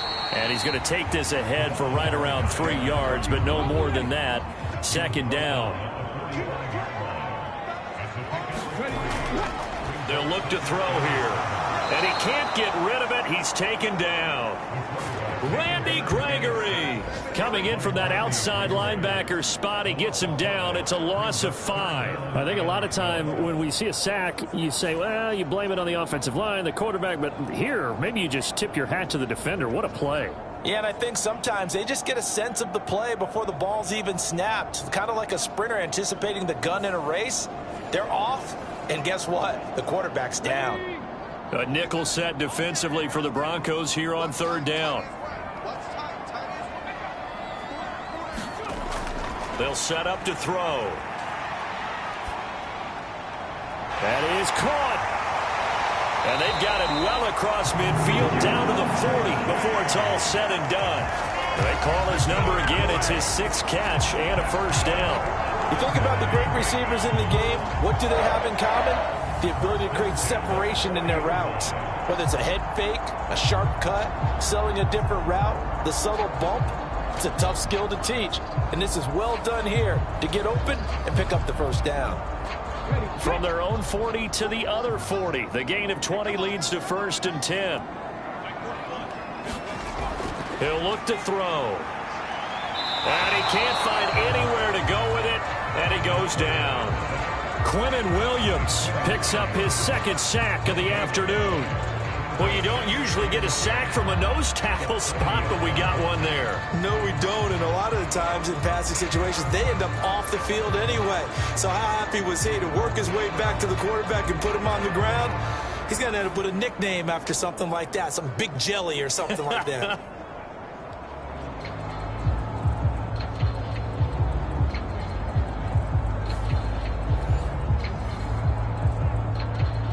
Second and 10. He'll look to throw. And that throw behind his man. He missed him. Incomplete. Here comes the 8th play of the drive, and they need a full 10 yards on 3rd down. They'll drop to throw. And he will not be able to hang on through the contact. It's incomplete. The coverage strong, and now it's 4th down.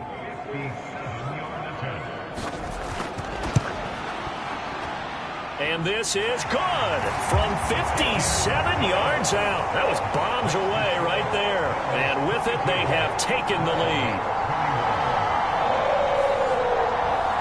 That's his third field goal now in the ball game, and they've needed his leg. This last one gives them the lead. It's been a back-and-forth kind of a game, hasn't it? Now you got to tell your defense, guys, need you to make this stand up because we got the momentum going in the right direction, but we need you to make sure we carry it home.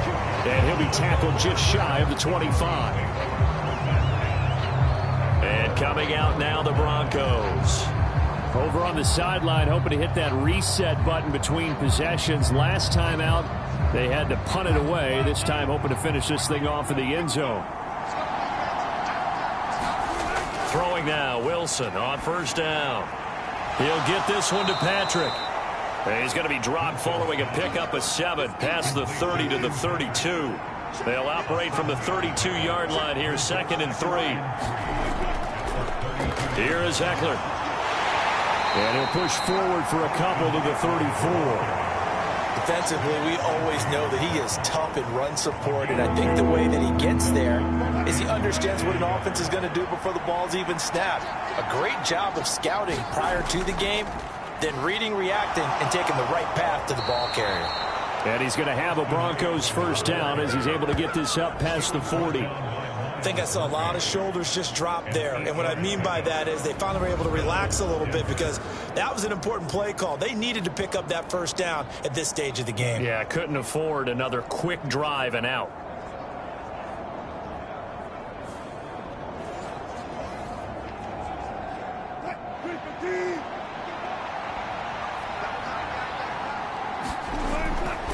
It's Eckler again. And a pretty good burst there as he'll get this across midfield and down to the 46.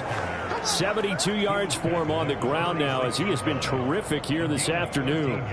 Correct me if I'm wrong, but I think they had 3 tight ends in on that set. And these guys are punching really well. I use boxing analogies a lot.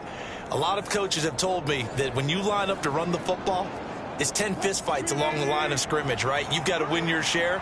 These 3 tight ends, they almost always win their fistfights. They go with a former Bengal facing his old mates. It's Samaje Perine. Ball spotted at the 45. Here's a 2nd and 9. Now they'll throw it with Wilson. Setting up the screen to Perine. Nothing on the screen that time. Now it's 3rd down. They'll come to the line here needing 9 yards to pick up the first. On 3rd down, Wilson. And incomplete on the deep ball. Here's Riley Dixon now as he'll punt it away for the 4th time today.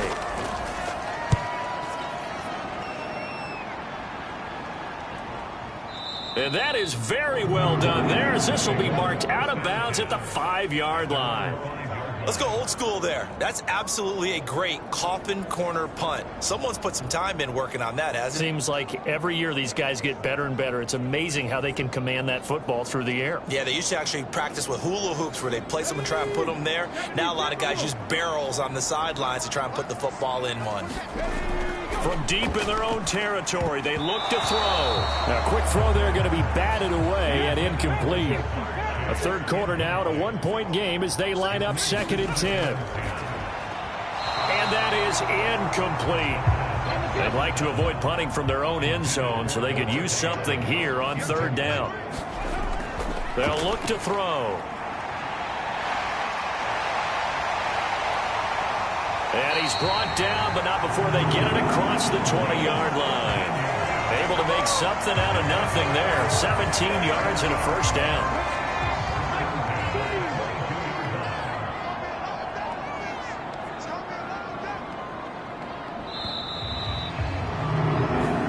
Through 3 quarters here on NFL Kickoff Weekend. We'll return with more after this. This is the NFL, and it's on EA Sports. Just week 1, but already plenty of intrigue with the games going on, and this one no different as we come up on a 1st and 10. And just no chance of turning the corner. He can only get back to the line of scrimmage. 2nd and 10 coming up. They're going to look to throw. He's going to have the hook up here to Chase. And he'll wind up losing yardage here back at the 21-yard line. It'll go as a loss of a yard, so now they deal with 3rd and 11. They completed the screen on the perimeter, but boy, that was textbook defense, exactly as you're taught to play against a wide receiver screen, and they snuffed it out for a loss of yardage.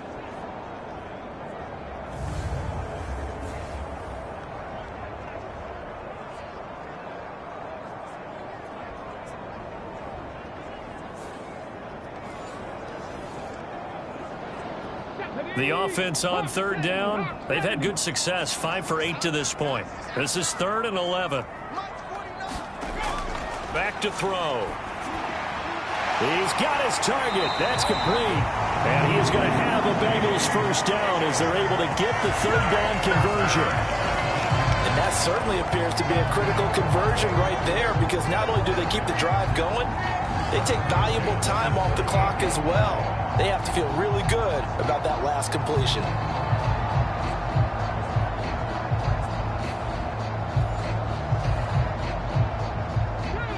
So here's a 1st and 10 at the 38. Out of the gun, they'll look to throw. This one swung out to Williams.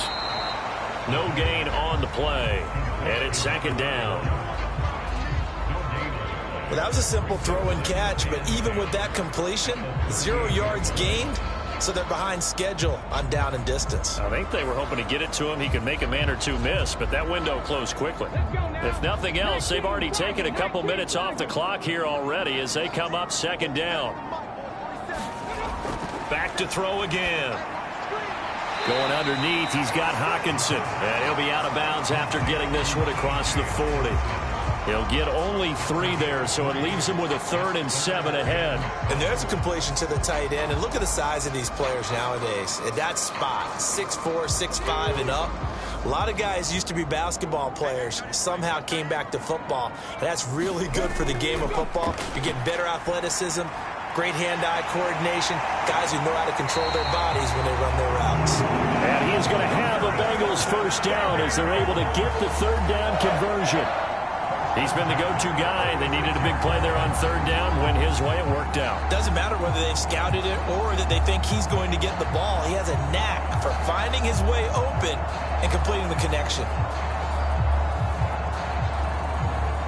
So a 1st and 10 now in Denver territory at the 46.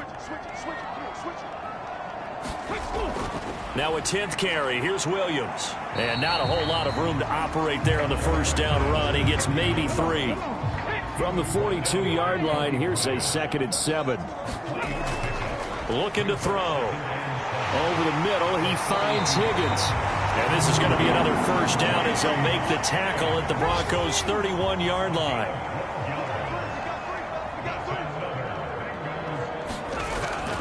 Up the middle, it's Williams. And he's going to take this ahead for right around 3 yards, but no more than that. 2nd down.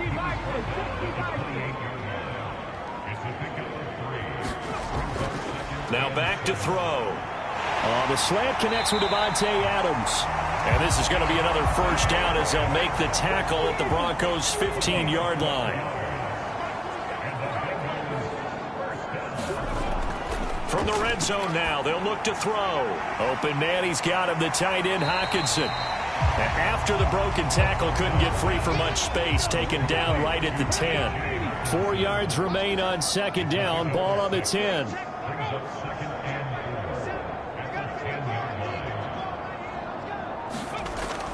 Back to throw here. This is caught. 9 yards on the play there, and it'll set him up 1st and goal. Many different ways to create space, but on that play, he did it with that big, wide body of his. Didn't get a whole lot of yardage on the play, but it did what it was supposed to, pick up a first down. They'll stick with the passing game as he looks to throw. To the end zone, but it's incomplete. Another shot from the 1 on 2nd and goal. Again, he'll drop to throw. That's to Chase. He's got it. Touchdown, Cincinnati. A 1-yard touchdown pass. And the Bengals go coast to coast and finish the drive off with 6 points. A nice throw there by the second-year quarterback. And I don't believe that's the kind of play he would have made as a rookie, because usually your rookie season is a continuation of your college days. A lot of one read, and if you don't have it, you just take off and go. Now he's settled in the pocket a little bit more, reading the field and getting to his second and sometimes third progression. That was a nice play. Extra point by McPherson, up and good. And that will ensure that it will take a touchdown and a 2-point conversion to tie it.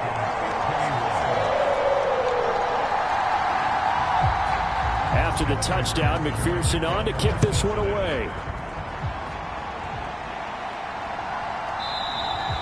And they'll put up the stop sign there as his guys will get it at the 25. And Denver getting set to take the field. See if they can put this drive in the end zone, Charles, because it's been a little bit of a rough go at times. They've had to punt the football a ton in this ball game because of stalled-out drives. So are you saying that you're kind of tired of seeing the punter run out there and do his thing during this game? Is that what you're trying to say?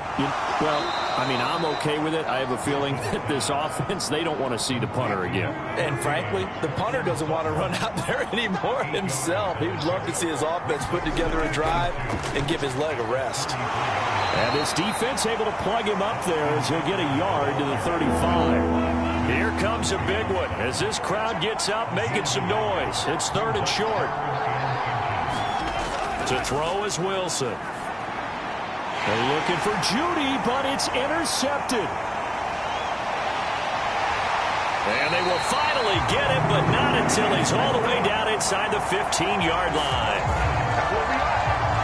That throw, Charles, over the middle of the field, and a few too many bodies in there got picked. That's a normal situation, too, isn't it? No matter how hard you try and spread the field sometimes, there's always going to be a traffic jam, it feels like, towards the middle. And if there's any type of a missed throw, or maybe the ball's tipped, or just too many bodies in the area, an interception can result. From the 13 now, they work on 1st and 10.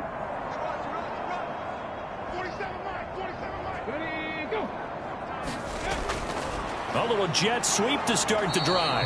And he'll fight his way down right around the 12. 2nd and 9.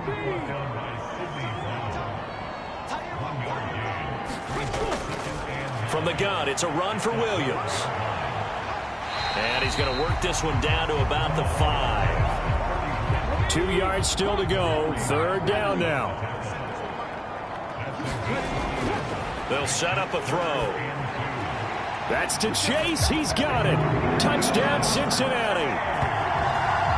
Jamar Chase. Already his 2nd touchdown here in this opening weekend. And the Bengals are closing in on a winning start to the year as they extend their 4th quarter lead. I think all teams probably like seeing that schedule for the first time, looking at week 1. Oh, good, we're at home. This is why you want to be home in week 1. They're looking sharp. And I agree with you totally. That's what you want, but there carries a little extra pressure with that as well, because you and I both know protecting the home field, winning your home games is paramount in this league. So you go into it, yeah, we want it, but now you actually have to go out and prove it. Yeah, 2 sides to that coin, and looking like they're going to protect it here in this one. Extra point by McPherson, up and good. And the lead is up to 15 now.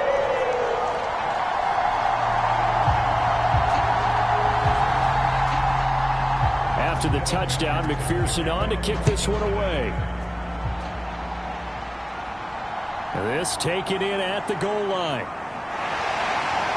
And a decent return out to the 27-yard line.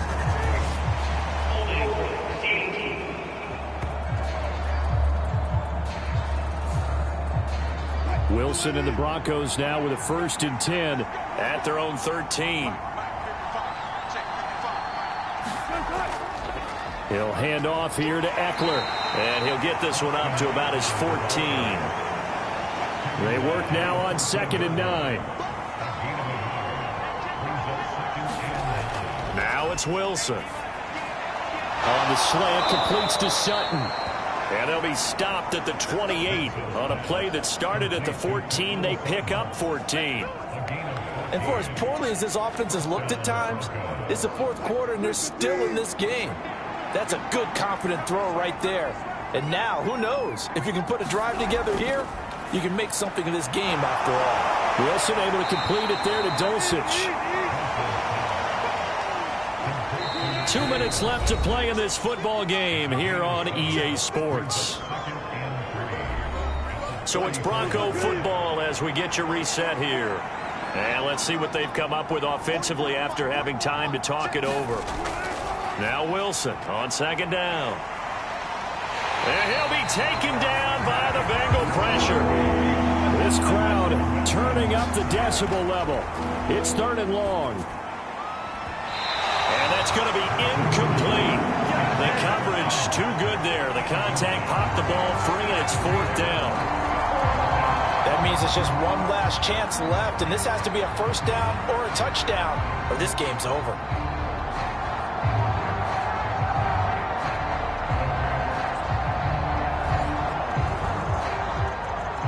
Here we go. This is 4th down.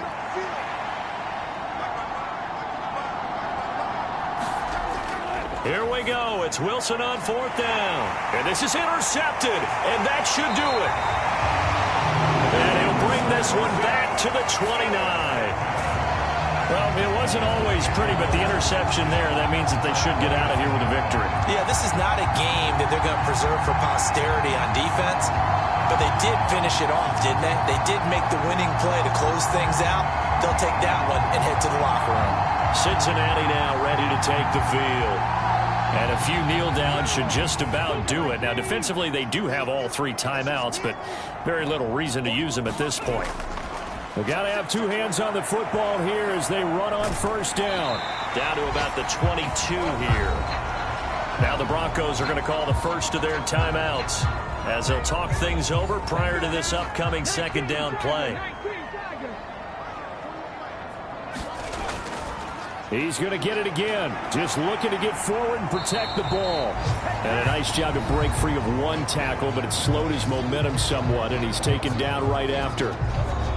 A couple extra tight ends in the formation here as they line up 3rd and 2.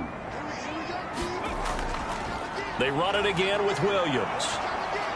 And this one goes nowhere. Losing yardage back at the 22. Now the Broncos will use their 3rd and final timeout as they'll head to the sideline and talk over what to do next. McPherson's kick is good. And that will extend their lead even further.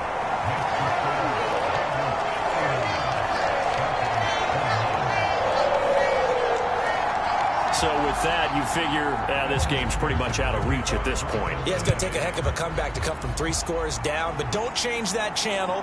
Don't go away. Miracles can happen, and you want to be here in case it does. You're a company man. Aren't I, though? Here's the Denver offense now as they get set to take over here. And they knew coming in that this would be a tough place to go in and win a season opener. But this has just been a performance, to be frank, not to be proud of here as they trail big in this 4th quarter. They go back to the air here after the INT on the last drive. Wilson hit. It's loose. It's out. Fumble. And the defense says they have it. They do. 1 play into the ball game, an early turnover. And with that kind of a deficit, you can't afford to make any kind of mistakes. But it's been pretty symptomatic of what we've seen all game with them, isn't it? Down this big in the 4th quarter. You'd say an afternoon to forget, absolutely. For the Bengals offense getting set and ready to go again here. And this is really the start to the season that you're hoping for if you're a coach or a player. They've got the big lead here in the 4th quarter, and now can really take some time off the clock.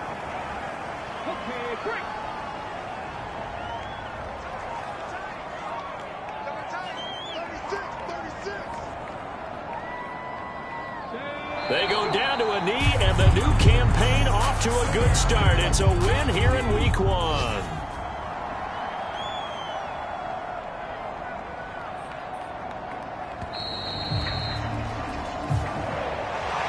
Well, CD, always a little extra excitement for Week 1, and one of our early window games here in Week 1 on a Sunday comes to a close. Good to be back in the booth with you, my friend. And it's good to be back in the booth with you as well. And we know that not everyone's going to start the season 1-0, right? Half the league is going to have a loss on their record. but everyone's going to have to build off of that opener. And how many coaches tell us every single year, you make your most progress between week 1 and week 2. We'll see how both of these teams progress the rest of this season. So for Cincinnati, that'll be a happy locker room as they start this season 1-0. And they'll get another home date next week as the Browns will come to town. Meanwhile, for Denver, they obviously fall to 0-1 with the defeat. And they'll get a chance to redeem themselves at home next week. Thanks for tuning in, everybody. Alongside Charles Davis, we thank our entire crew. I'm Brandon Gaudin. This is the NFL on EA Sports.